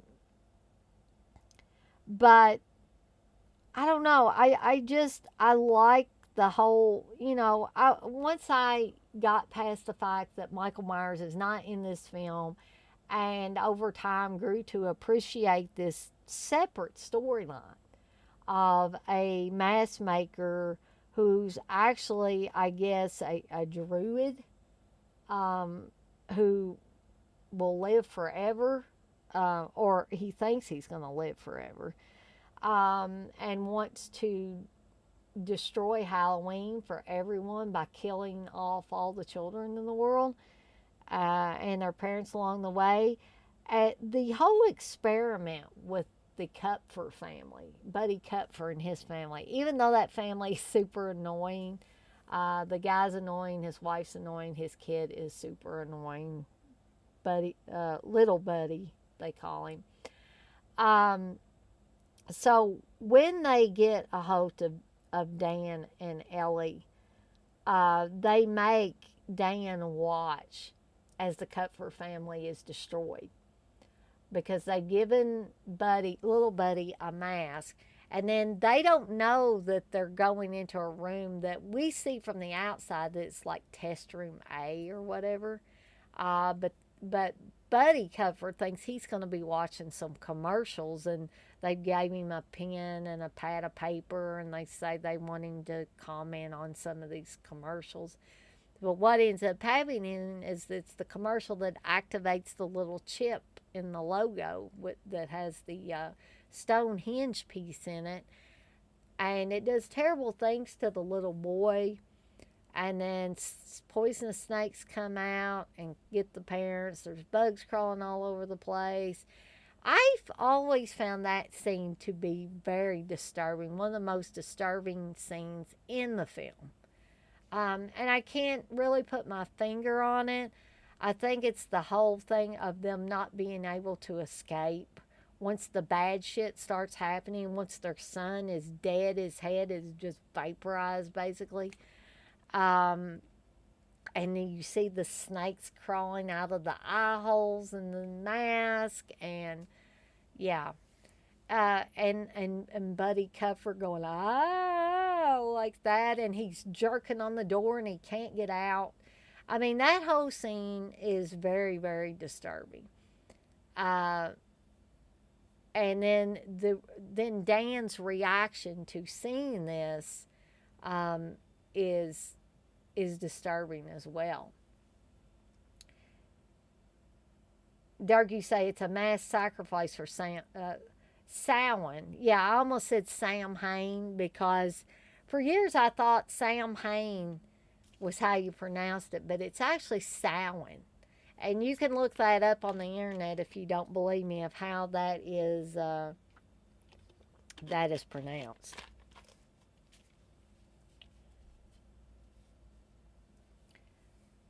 uh, Jason, you say these druids are about as druish as the druids in Warlock 2. So Jason is not a fan of this movie. I can tell. I can totally tell. Um, but I do, I would encourage everybody to at least try Halloween 3. I think it's worth a watch. And who knows, on down the road, you may just say, what the hey, I'm going to watch it. And this one, I don't think I have not. I didn't bother switching this around because this is actually one of the better covers. It seems like the Michael Myers cover was, they're kind of shitty, but this Halloween 3 cover is not bad. Yes, there is. This does have a cool cover. Text you say is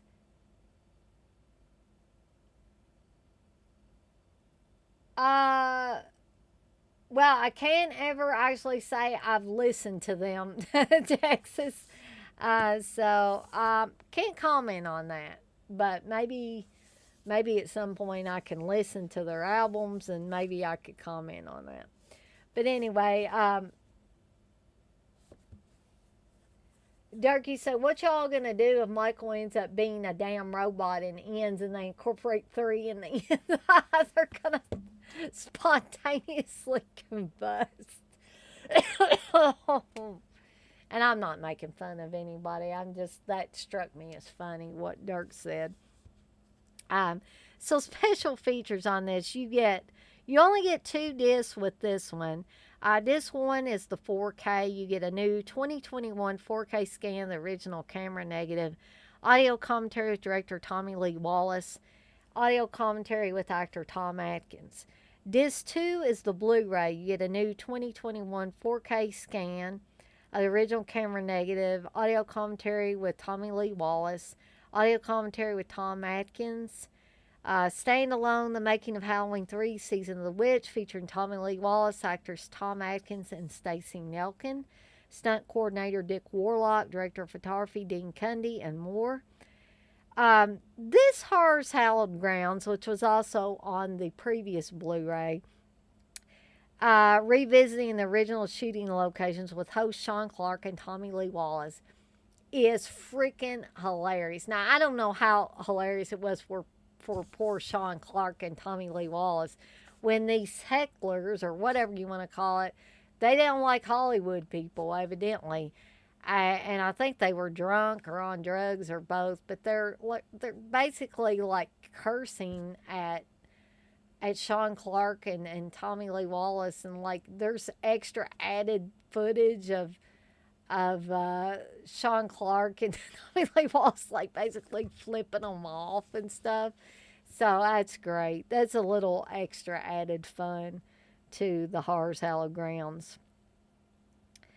Interview with makeup effects artist Tom Berman, still gallery, theatrical trailer, TV spots, and radio spots. And that is Halloween 3, Season of the Witch.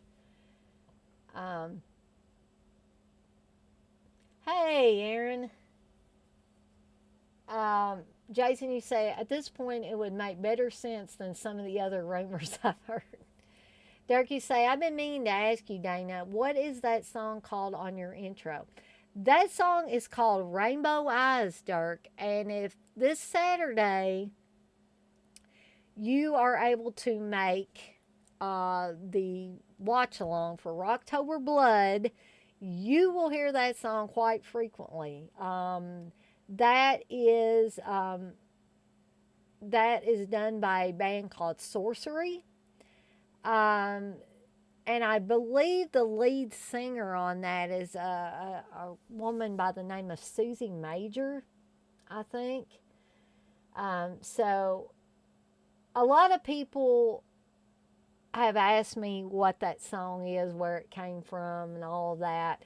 And when I was trying to come up with a song for my intro, I was like, what the hey, why don't I just do Rainbow Eyes from Rocktober Blood?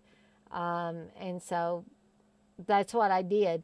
The other reason by picking a little lesser known song was it seems like nowadays every time you pick a song that's well known, like I probably couldn't use the AC/DC song that I used to use on my old what on my old videos before I was doing live streams. So one, it's a very cool song. Two, I was hoping it wouldn't get flagged or muted or whatever on my audio, because that would have messed things up royally for me. So that's the long answer to your question, Dirk. So moving right along to Halloween 4. Yes, I know this got another sucky cover, but I do have the original Halloween 4 cover on the inside of this. You say, yeah, you dig it? Cool. I think a lot of people like it, but if they're not familiar with it from watching Rocktober Blood, it's kind of an unknown song for a lot of people. Okay, so I'll tell you guys, I was really super excited at the time when I found out there was going to be a new Halloween movie. Because since Halloween 2 in the early 80s, we had not had a Halloween movie with Michael Myers. So I was like, the return of Michael Myers. Oh my God, this is going to be the greatest thing since sliced bread. Now, it is far from perfect movie, people, but again, I have great fondness for Halloween 4 because it came along at a time in my life when I needed Michael Myers. I needed Michael Myers in my life. So when Halloween 4 came along, that was it for me. I was like, I got to watch this one. Now, to be totally honest with you guys, I do not recall going to the movies and actually seeing it. I think I actually had to wait until it was on video. But you better believe that I was there at the video store to get one of the first copies because I was so excited over it. Okay? And so this was what, 88, 87, 88? And I still love this one. I don't totally understand the whole obsession with Danielle Harris, and you guys have gave some pretty good explanations for that obsession with Danielle Harris's character of Jamie. And I think Danielle Harris does a phenomenal job at the age she was, especially, to be able to really pull off that character and make you feel for her. Okay?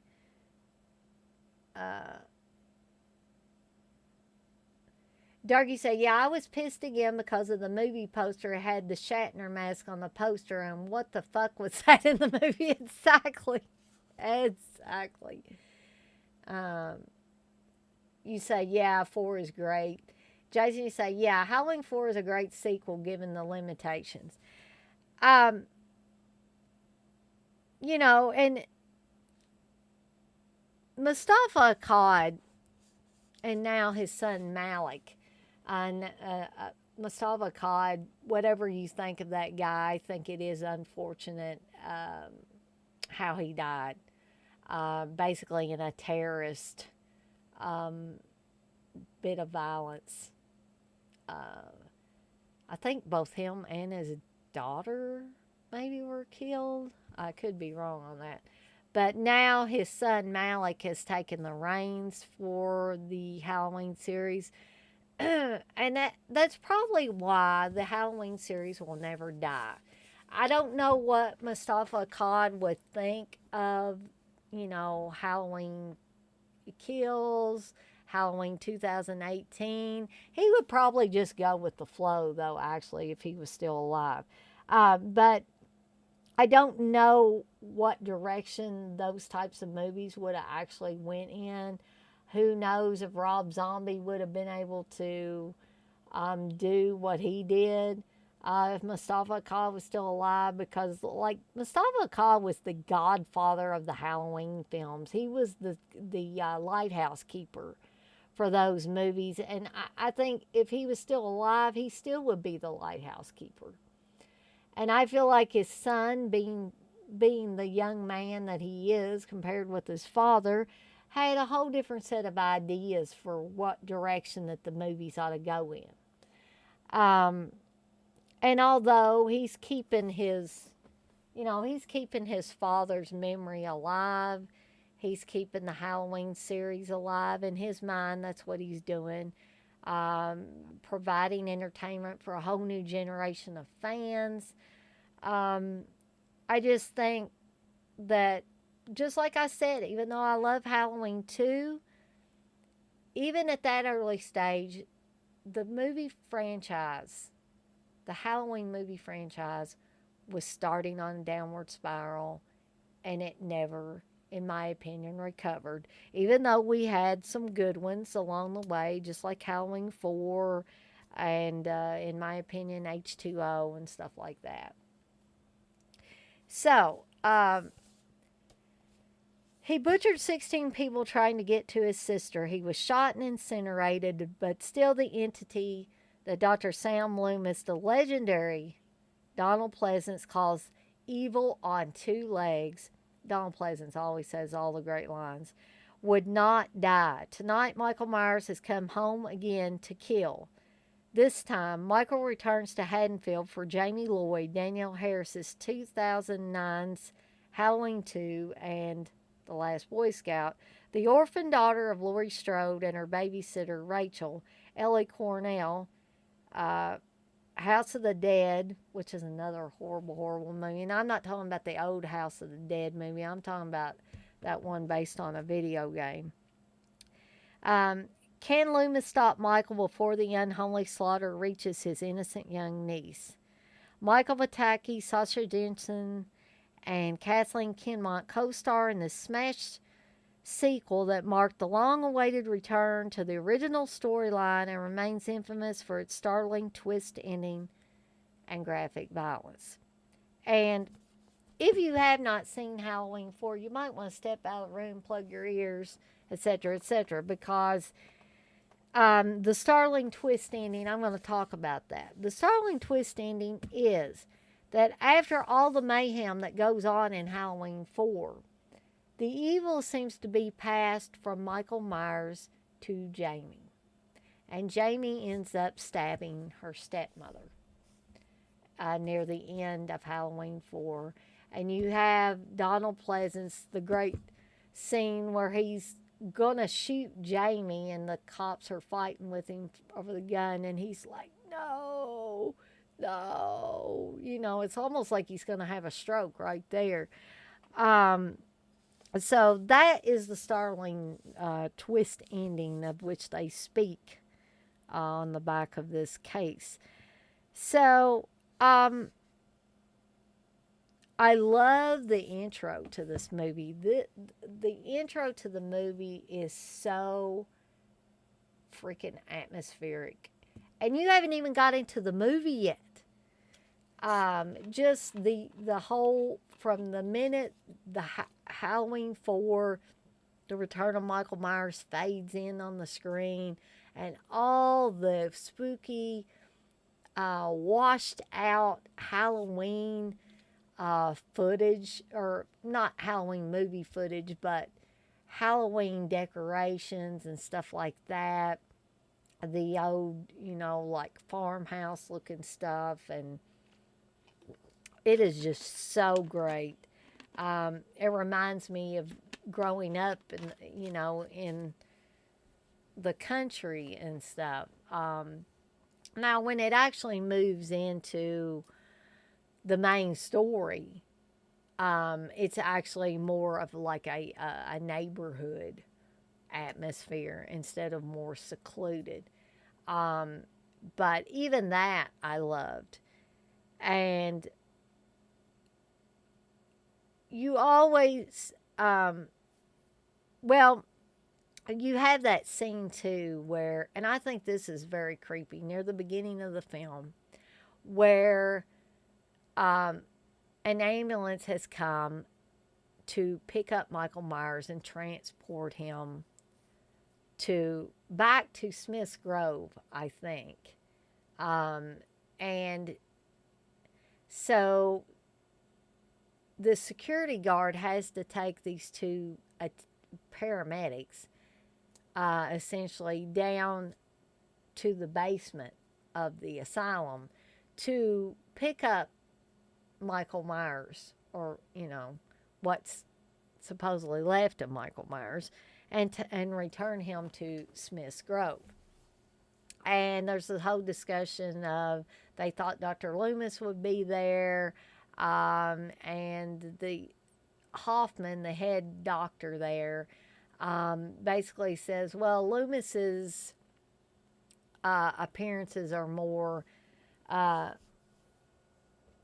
like anniversary like, and if he read memos, he would be here and all that stuff. But then there's also the stuff with the security guard when he's taking them down to the basement. He talks about you never forget the faces on the inmates and all of that. And then there's this horrifying scream, and the guy says Jesus, and the security guard says Jesus ain't got nothing to do with this place. And when they get down to the basement, he's like, welcome to hell. And that whole series of scenes culminating with them getting Michael Myers and putting him in the ambulance and all that, is some really, in my opinion, great atmosphere and great filmmaking techniques. Because that whole series of scenes, one on top of the other, is very unsettling to me. Anything to do with mental hospitals and them actually showing people that are mentally ill or supposedly mentally ill in these places just sort of creeps me out. Well, hello there, Wes. Jason, you say, if you were told they were going to bring back Michael and Loomis from certain fiery death and Jamie Lee wasn't coming back, you'd have no reason to think this movie is as good as it is.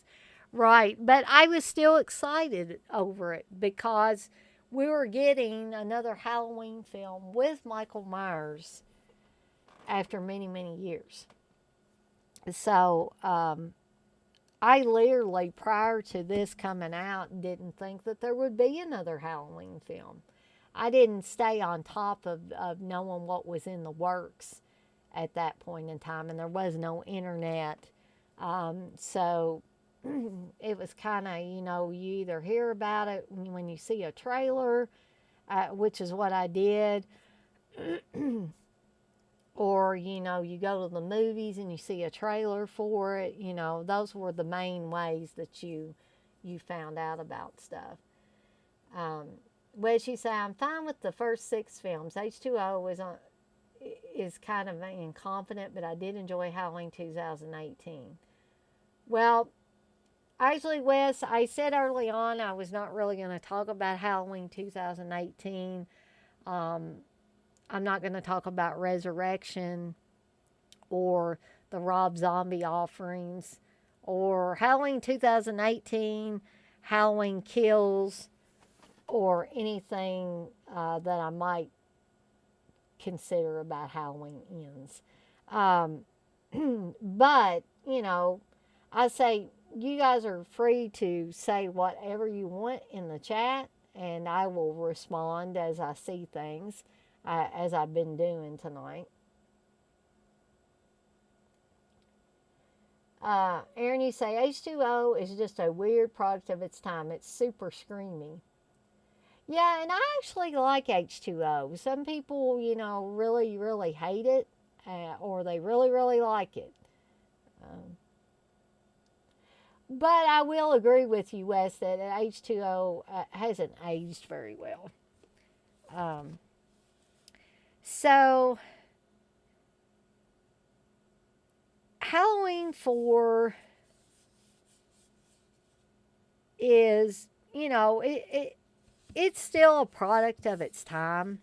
We're dealing with 1988, which, man, oh man, that is a long freaking time ago. Um, but I still like to watch this one around Halloween time. Sometimes I get the notion to pull some of these out at random and just watch them. And I need to actually finish watching these because I want to hear how the Dolby Atmos sounds on these, and just kind of want to compare the picture quality with the other versions. Um, Dargy said, yeah, huge screen vibes from H2O, and he's changing masks like a hooker changed his underwear in one night. Great analogy, Dirk. Um, so I don't think I need to keep going on about the plot of Halloween 4. I think most of you know the plot of Halloween 4. So, there's still a few more I want to cover before it gets too awfully late. And it's a Sunday night, and I don't want to keep everybody in here way past their bedtime because I'm sure a lot of people got to go to work tomorrow. So let's talk a little bit about the special features on the Screen Factory release. You get 2 discs with this one. One is the 4K. You get the new 2021 4K scan of the original camera negative, new Dolby Atmos mix, audio commentary with actors Ellie Cornell and Danielle Harris, audio commentary with director Dwight H. Little and author Justin Beam. Disc 2 is the Blu-ray. You get a new 2021 4K scan of the original camera negative, new Dolby Atmos mix, audio commentary with Ellie Cornell and Danielle Harris, audio commentary with Dwight H. Little and Justin Beam, the making of Halloween 4 final cut, the making of Halloween 4 Horror's Hallowed Grounds with Sean Clark, takes a look at the film's locations, theatrical trailer, TV spots, and a still gallery. And that is Halloween 4. Wes, you want to know, has Steve been asleep since 3 p.m.? Maybe a little bit later, maybe around 4-ish, Wes, actually. I know, that's still early. Wes, you say, I can't believe people shit on Halloween 4 now. Bunch of damn hipsters. Yeah, I would never shit on it because, like I said, that I really did not anticipate there being another Halloween after Halloween 3, and not another Michael Myers related Halloween after Halloween 2. So I was just pleased as punch. You couldn't have thrilled me more when I found out this was coming out. So yeah, I don't get the hate for part 4. And y'all are gonna laugh, but I also don't get the hate for this next one, Halloween 5. Even though that is a really shitty cover. That's like the worst of these covers. I was like, how big is that damn thing he's got? It's gigantic. So, as usual, I have the original Halloween 5 cover for the inner case that has the disc in it. Well, she said, I like Halloween 4, but let's shit on part 5. Well, let's not. Let's not shit on it because I don't know if people will hate it so much because and I don't want to be un-PC here or anything, but it does have a kid that stutters in it. And I don't know if that annoys people because I've heard people kind of make fun of the Billy character, who is Jamie's friend in the children's clinic. So basically, she's had to go after the events in part 4. Jamie got sent away to a children's clinic for children with various, I guess, mental disorders. So when you stab your stepmama, you're going to end up in the Haddonfield Children's Clinic, basically. No, I didn't. I didn't have a crush on the stuttering kid because that kid was too young for me, even at that age, or even at that time period. Or I mean, or maybe he might have been. I don't know. He might have been close to my age, but no, I don't. I don't think I ever had a crush on the stuttering kid. Um, Jason, you say I kind of like part five. Danielle Harris was a good actress, and the worst you can say is it retreads the last movie somewhat. Derek, you say Craig Nicotero's face on Michael, brilliant. John, you say Halloween 5, Michael Myers looks Native American. That actor's stomach. Yes, that stunt man. Oh, gosh. I didn't think I would forget that guy's name. Jeez. I'll probably think about it later. Don Shanks. Actually, I don't know for sure if Don Shanks is a Native American, but he did play a Native American in the film Sweet 16. Um, Jason, you say, holding up in the house slows the film down and it looks nothing like the Myers house, but it's got some good tension. Yeah, probably one of my least favorite things, Wes, about this is the bumbling cops with the clown music. I thought that was a little much. John, you said Michael don't like being touched. He goes buck wild in that attic when Jamie touches him. Uh, what did you say? And Michael Myers is running down the river and having lots of fun. Yeah, I would have to agree with you on both of those things, Wes. Yeah, Aaron says, Jamie, you say it's ridiculous. And I'm not making fun of anybody that has any kind of like a stuttering problem or any kind of speech impediment. Um, I actually, I actually got called out when I did my werewolf, favorite werewolf films for calling Marty Coslaw in Silver Bullet a cripple. I didn't call him a cripple. I said he was crippled. And I sometimes I don't think about how somebody might perceive what I'm saying. But that's why I wanted to bring up the fact that I'm not making fun of anybody that stutters or has any other kind of speech impediment.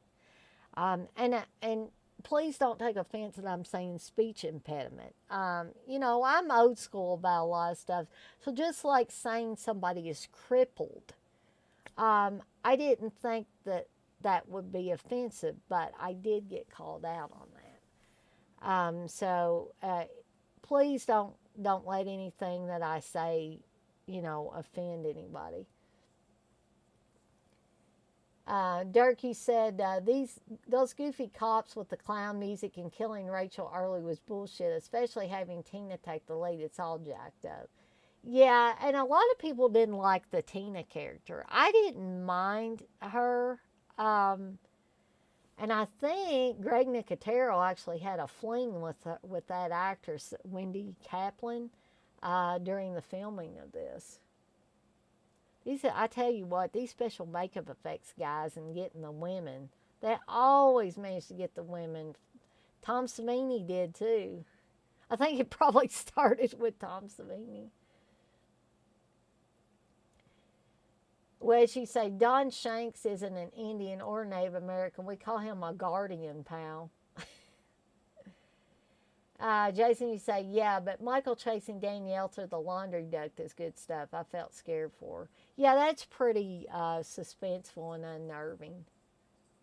Okay, Aaron, he's an indigenous person, Dana. Okay, I'll go for that. Red, you say, dang, I dozed off. I haven't been able to shake this cough. I'm having the cough problem too, Red, so I totally understand. Uh, Aaron, you said there's no way to keep up with all the different ways people get butt hurt nowadays. It's okay, Dana. Well, I tried not to take offense when that person called me out, and they told me not to say anything. And I'm not going to say who it was, but that person is not in here tonight either in the chat. And they haven't been in too many of my streams as of late, so I don't know. But yeah, I know people are ultra sensitive anymore to a lot of different things. And but again, I really don't mean to offend anybody with the stuff I say. Um, what did she say? Wendy Kaplan said Nicotero had a tiny wiener. Did she really, or are you making that up? Johnny say, if you put the H1 mask in part 4 and have Nick Castle play the Shape, it's a way better film. Actually, Texas, I think I said Marty Coslaw, but it might have sounded like, with my accent, it might have sounded like coleslaw. Dougie say, Tina is horrible to Jamie. Jamie finally talks and wants Tina to stay with her, and she's like, sorry about your bad luck, I gotta go party. Yeah, in a way, she is a really shitty person to Jamie. John, you say, oh, that person saying they didn't like you or Garrett, they can suck it. The whole Dead Pit family rules.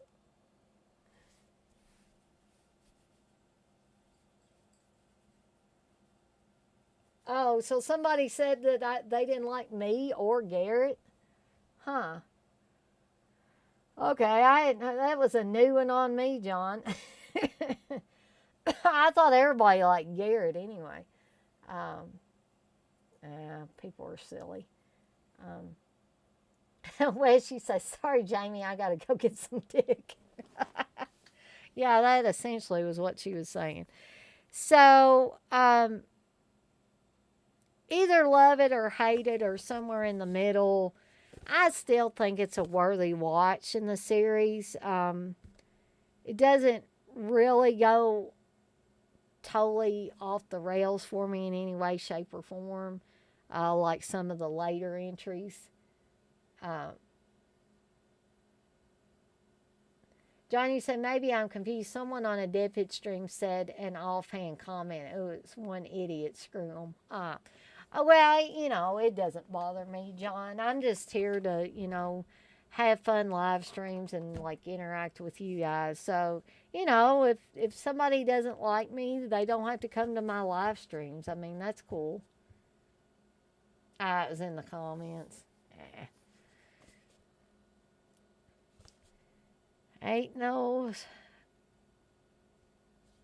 skin off my teeth.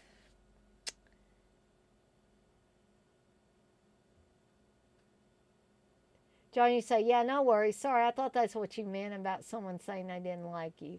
Oh, no, but that's totally okay, John. Not a big deal. No, somebody was offended that they thought I called somebody in a movie a cripple, and I said crippled, and I was like, at first I kind of took offense at it, and then I just let it go.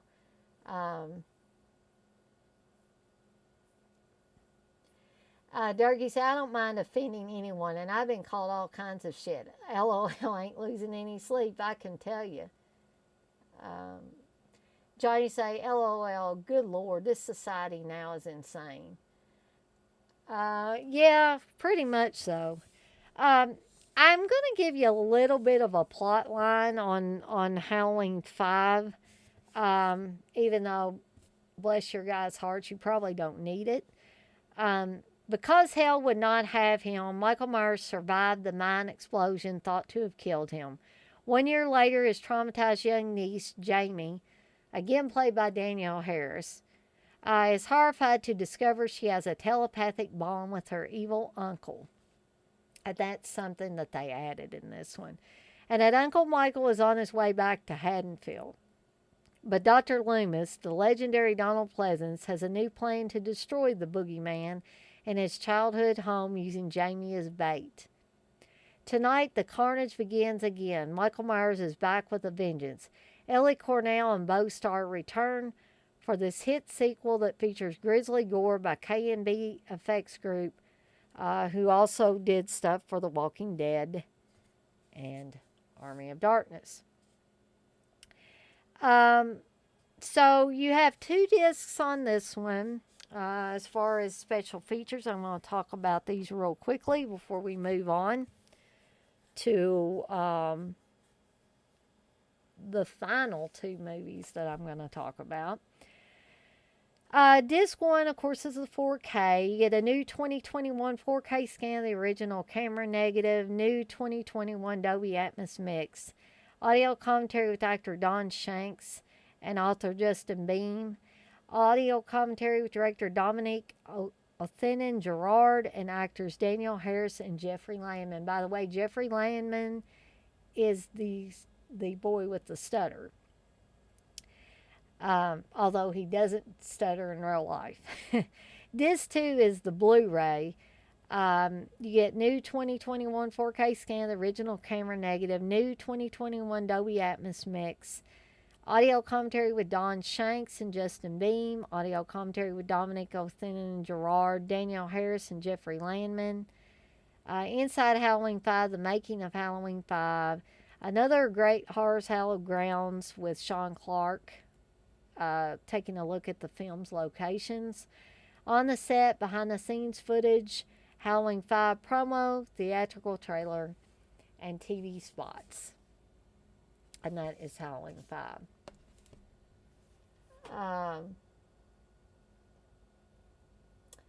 What did she say? Ellie Cornell did a great job as Nubby in House of the Dead 2. Well, I didn't even like House of the Dead 1, so I didn't, needless to say, I didn't watch House of the Dead 2.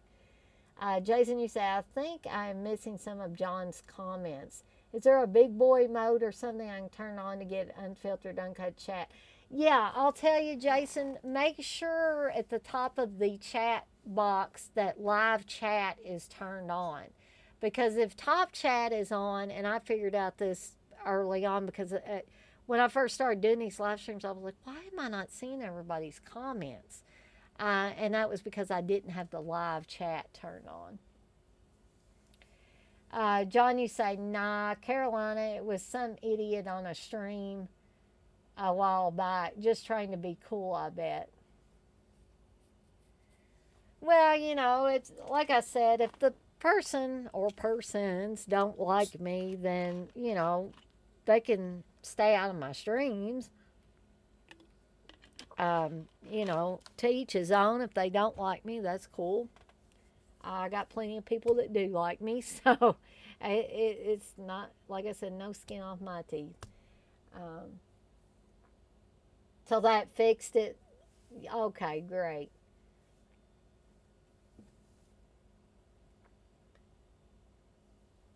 Like you say, Dr. Loomis's primary mistake is he didn't want to destroy Michael, but wanted to save him. And in doing so, unwillingly helped Michael kill others. I think he did that maybe early on, Milek, but I think that in the later ones, he just wanted to kill Michael's ass. He's like, you know, because he even says early on in the earlier films, even in the first one, he says, I spent 8 years trying to help him and another 7 trying to keep him locked up because I realized what was living behind that boy's eyes was purely and simply evil. So you can tell how many times I've seen Halloween if I can sit there and quote these Dr. Loomis lines. So moving on to the last 2. This is actually a Miramax double feature Blu-ray that has both Halloween, The Curse of Michael Myers, Part 6, and Halloween H2O. And isn't that an awful looking mask in H2O? It's awful. John, you say it was odd seeing Michael in a jail cell rubbing his hands together. Right. Turkey say, yeah, fuck them and feed them fish heads. That's a weird image. Weird image. But it's funny, too. Okay. So, the first one is Halloween: The Curse of Michael Myers. Halloween 6 has the great Paul Rudd, in my opinion, playing the Tommy character.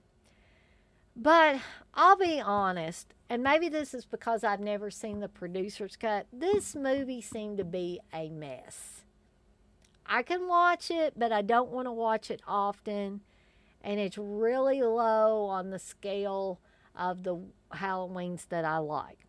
Although not as bad as Resurrection or as bad as the ones after 2018 and after, and not as bad as the Rob Zombie offerings, it still seems like somebody just closed their eyes and threw a dart at a map and totally missed the map. You see what I'm saying?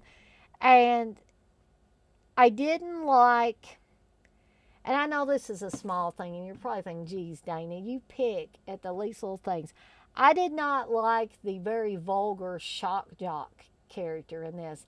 I was like, what in the hell? What place does he have in this whole, any of the Michael Myers lore or anything?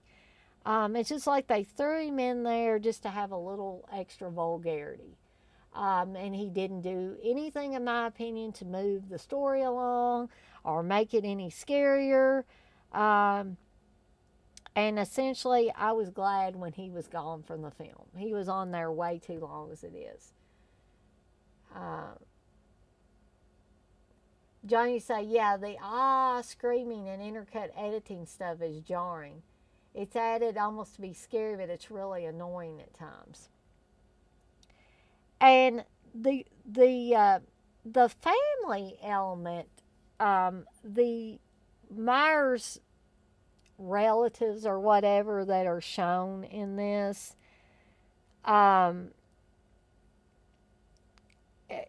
is almost a precursor to Zombie's white trash family in his Halloween remake. Almost, but not quite. A very dysfunctional family. The father is a real asshole. Kara, I mean, I didn't ever understand all of that. Why that was there, what purpose did it serve? Were they trying to make a new storyline? Paul Rudd was probably the best thing about this one. Because his performance is great, consistent, when everything else seems to be a complete freaking mess in this movie. So let me give you a little bit of the plot for this. For pulse-pounding suspense and relentless chills, I guess that's in the eye of the beholder, right? Nothing can match Halloween: The Curse of Michael Myers. One of the most frightening chapters in the chilling Halloween series. Don't know where you got that, Miramax, or whoever wrote this for you. In a single horrifying night, Michael Myers' masked reign of terror changed Halloween forever. Now, 6 years after he was presumed dead in a fire, Myers has returned to kill again, and this time there's no escape. As the homicidal fury builds to a spine-tingling climax, the long-hidden secrets of the screen's most maniacal murder are revealed, with shocking results. Starring a thrilling cast including legendary Donald Pleasance and Paul Rudd. So, yeah, even though this has Donald Pleasance in it, Danielle Harris does not return. There's a new girl playing Jamie at the beginning. And the whole thing about, as Joe Bob would say this, about Uncle Michael diddling Jamie and getting her pregnant. It's like, would he even have the logical sense to even know how to have sex with a woman? He's been a damn killing machine for so long. I don't think he would even get a hard on or anything. So how in the fuck did that work? And where did this storyline? Who thought this was a good storyline? So yeah. sorry for the language, but sometimes it comes out because I don't understand what entity thought that some of these things were a good idea.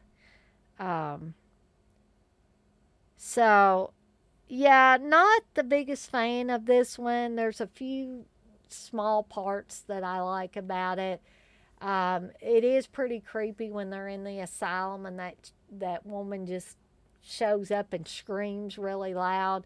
But like John says, it's jarring, but it doesn't really do anything that's 100% effective for you. Um,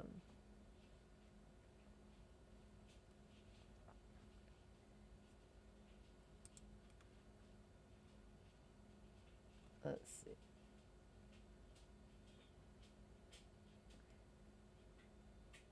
Jason, you said I've seen both cuts. I like a few individual scenes, but it is weird either way. But it's watchable. They hid the baby under the sink in the bathroom. Yeah. Mel like you say in Halloween 6, Loomis used Jamie as bait, and that was his next to last movie. Um, Mel like you said 2018 had a lot of acclaim. It did, but not for me. And I never understood the acclaim. I figured the acclaim was I could be wrong, but I figured the acclaim was coming from like this new generation that's just now getting in on the Halloween series that maybe is not that familiar with the original series and the original storyline. Johnny say, yeah, Red goes for it. He's memorable. I even liked his 1995 desktop with the thorn animation. Yeah, I did too. Durkee say, Busta Rhymes versus LL Cool J celebrity death match with a Michael Sneak attack for the win. Would love to see that. I would love to see that more than I would have liked to have seen Busta Rhymes in Resurrection. Oh. Johnny says, like, who made that website? LOL, right. Um, Dargy say, yeah, I never liked that shit with incest, Michael. I didn't either. It was cringy and it also didn't make sense. Um, Jason, you say, that's maybe the worst plot point in the original series or the Druids thing. Maybe they were trying to tie in part 3. They did defeat him with stones in the producer's cut. John, you say, yeah, it's gross to say, but I would imagine Michael was an animal. Like, he just pisses and shits on himself. He's not reaching for the toilet paper or diddling his knees, right? Jason, you say, most of the hype nowadays is manufactured. Yeah, or pre-manufactured. So, on this release, there's not really any special features to speak of.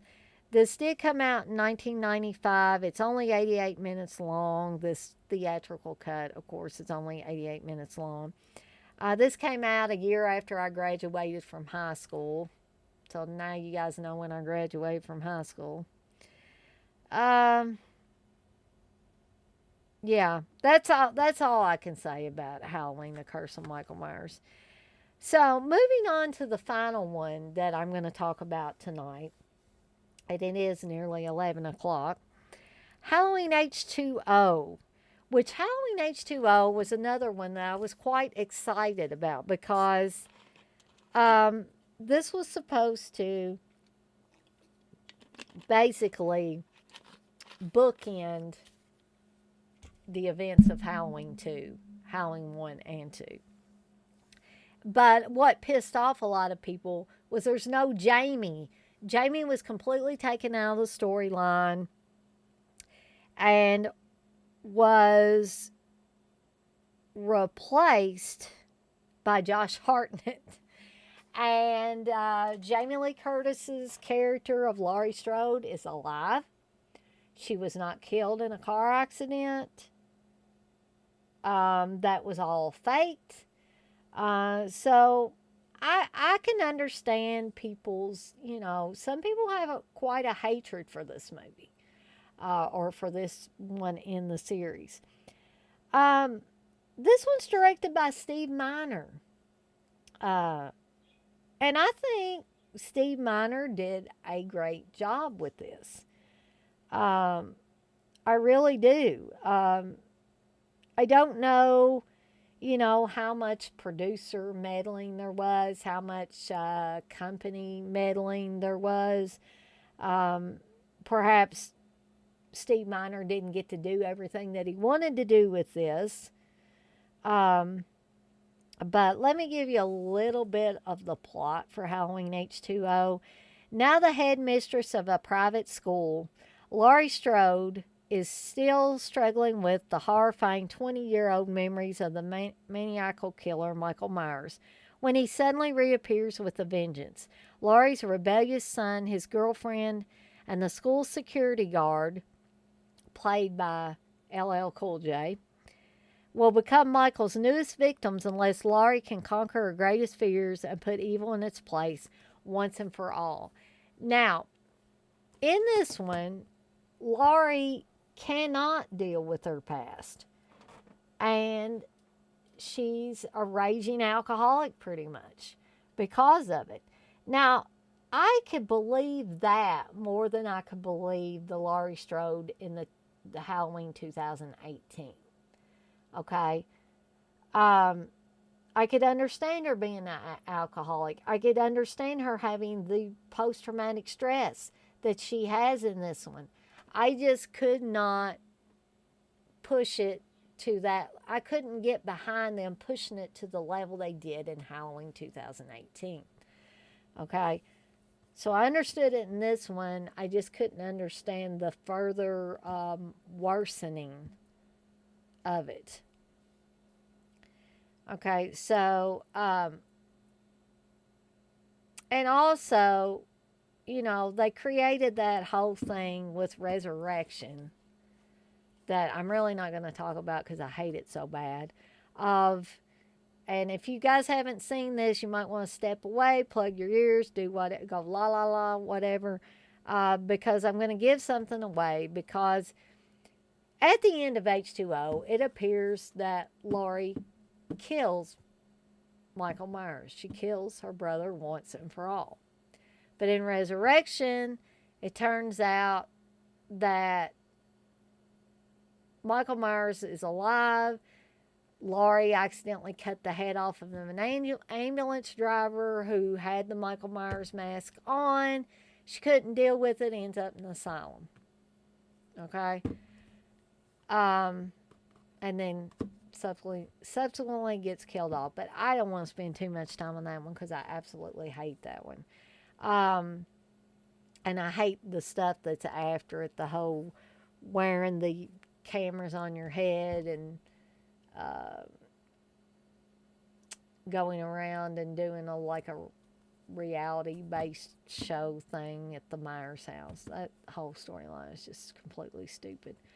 Okay, so we won't delve into that, but so I understand again the post-traumatic stress that she's got and the fact that it's turned her into a raging alcoholic pretty much. We can see that very clearly when she's in the restaurant drinking wine, glass of wine after glass of wine after glass of wine, and pretty much ordering this poor waiter to. She's like, today, she wants another glass of wine.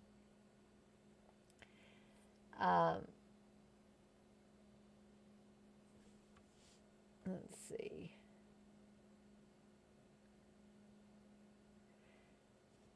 Mill, like you say, Curse of Michael Myers made more money than The Revenge of Michael Myers. Yeah, weird. John, you say, John Carpenter was going to direct, but they wouldn't pay him $10 million fee. I firmly believe if he had done it, this movie would be way better. And it probably would have. And like I said, Steve Miner is very good at what he does. But again, I don't know how much producer or production company meddling there was in this. Usually there's a lot. Red, you said the ending of the last Halloween when Myers kills the whole city was the goofiest ever. I would like to see a sequel to House on Pine Street. John, you say, I like it fine, but it would have felt more like a true third film.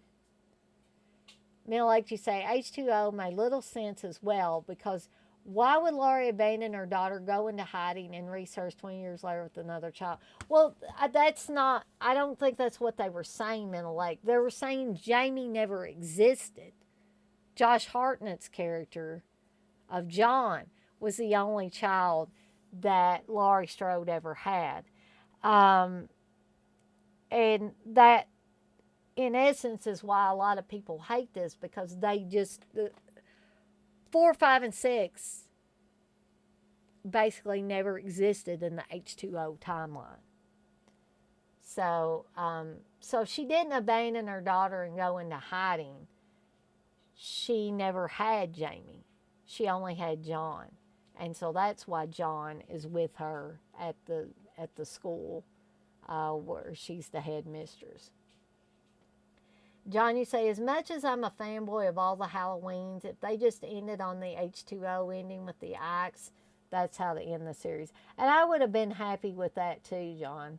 I've said that before, I'll say it again. John, you say, in the theater, I remember the audience up clapping at that ending as a teen. I'd never seen that before from a viewing in the theater at that time. I remember my cousin Heather went with me to see that. And when that happened, she was like, yes, because she spent most of that movie. She's not a big horror fan like I am. She spent most of that movie huddled in her seat in the movie theater.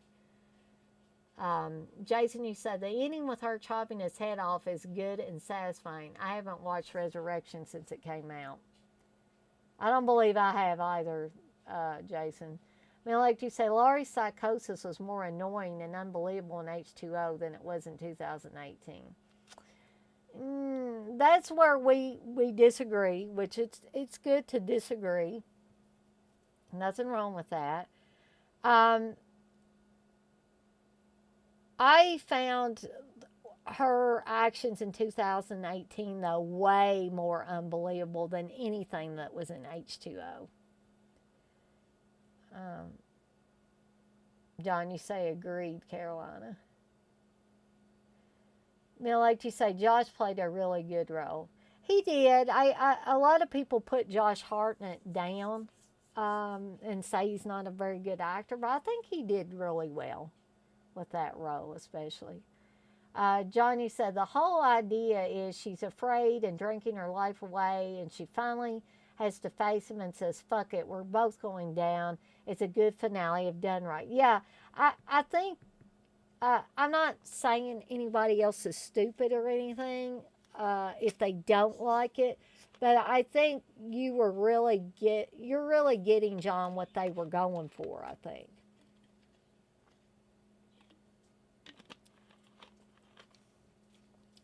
The beheading was not believable, you say, Millie. Johnny said, yeah, 2018 Laurie I like a lot, but she's basically Sarah Connor. It's a bit too badassy. Exactly, John, exactly. You got it. You hit the nail on the head. Yeah, and I don't think, no matter how much PTSD she had, no matter how much fear she had, the Laurie Strode character would not have become what she became in Halloween 2018. I'm just going to put that out there. You guys can disagree with me, but I won't change my mind on that. And I was excited for Halloween 2018. I was going to be like, I was all like, where are they going to go with this? This is so exciting. And then I was so let down. So disappointed, so let down. So, again, this one's only 85 minutes. Not really any special features. Actually, Echo Bridge Entertainment did put this double feature out. But guys, I have reached the end. Hey, Anthony. Oh, I'm so sorry that you got in here just as I finished off this discussion. But you can feel free to go back and rewatch this. I probably can stay on here a few more minutes. I guess, probably should get off here around 11 just so I can get a little rest and all that good stuff before before it gets too awfully late. Um,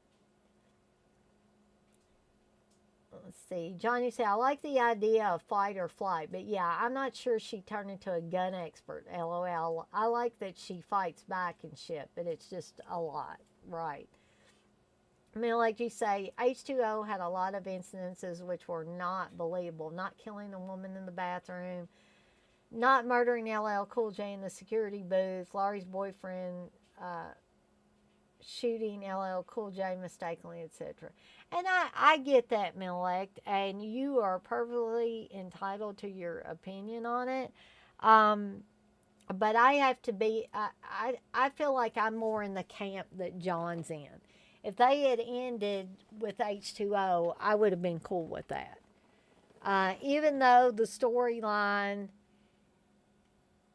deviated from 4, 5, and 6, it pretended they never existed. Uh, I still think this was a worthy entry um, into the series. And again, I'm like John, I would have been happy if the series just ended there. You know, Zombie might have made those horrible remakes, but, you know, we wouldn't have had some of this, we wouldn't have had Resurrection, for one thing. Ugh. Yeah. So, I can probably stay on here about 4 more minutes. Like I said, I want to try to get off here about 11, but um, if you guys want to bring up anything, if you've got any ideas for some future streams I could do, uh, like I said earlier, I probably will do the Texas Chainsaw Massacre franchise or series at some point. Um, I'm really having a lot of fun covering the majority of the movies in these series, except for the ones that I really can't stand and couldn't find anything positive to say about them. With that exception, I'm really enjoying doing these. Johnny said, I read the spoilers on ends. It's pretty out there. I'm sure it'll split the audience overall, but those new ones are real divisive. I'm just not, I guess I'll probably watch Halloween Ends because I keep hoping that the next one is gonna be better, but considering who's making all these, I don't know. I don't hold too much hope for them. But does anybody got anything else they want to bring up about the Halloween series? Even Resurrection, even Rob Zombie's stuff, even this newer stuff? Because even though I said I wasn't really going to discuss it, I didn't mind that you guys brought up stuff.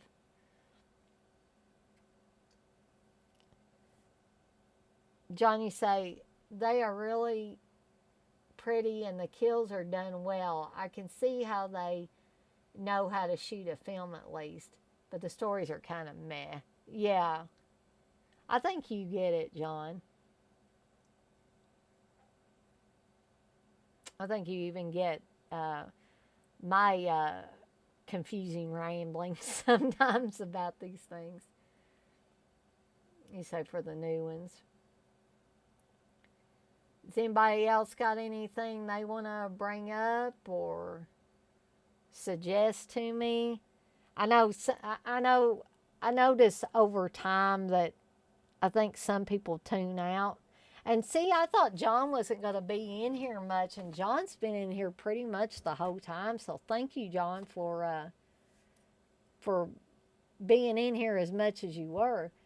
Menelect, you say it's been a pleasure. Good night, all. Good night, Menelect. Thanks for joining us. Jason, you say, I enjoyed the chat, everybody. I'm glad you did, Jason. I hope you return the next time I do one of these. I might do another one. Who knows? I might do another one tomorrow night or Tuesday night. I'm definitely going to do one Wednesday. Thank you, Jason. Later, John, you say, yeah, I was in and out watching Big Brother. I got you, but I could never tell. Um, Doug, you say David Gordon Green is doing the new Extras trilogy. Wouldn't that be a trip if he tied to Halloween to it? I don't like that David Gordon Green. I think David Gordon Green was one of the guys that Joe Bob had on the last drive-in, and I was like, who the hell is this guy? And what? I don't know. He tries to seem like he's being a fanboy, but there seems to be something underneath all that that really bothers me. And Jason Bloom, I don't like him either. They both seem like those cocky hipster assholes that we're seeing more and more of. And, these guys are never going to hear me say this. They're never going to watch my live stream. They don't give a shit. So, I'm not going to be afraid of what I say about them. I mean, how's it going to hurt them? They've got their fan base anyway. Thank you, Texas. So now it is right at 11 p.m. So on that note, I am going to skedaddle on out of here, guys. Jason, you say West Coast seems to be eaten up with pretty much anymore. So I'm going to skedaddle on out of here, guys. Thank y'all all so much for showing up and hanging out with me for a little while. For what, about 3 hours? Yeah, 3 hours and 2 minutes, almost 3 hours and 3 minutes. And I will see everyone on the flip side. You guys have a good night.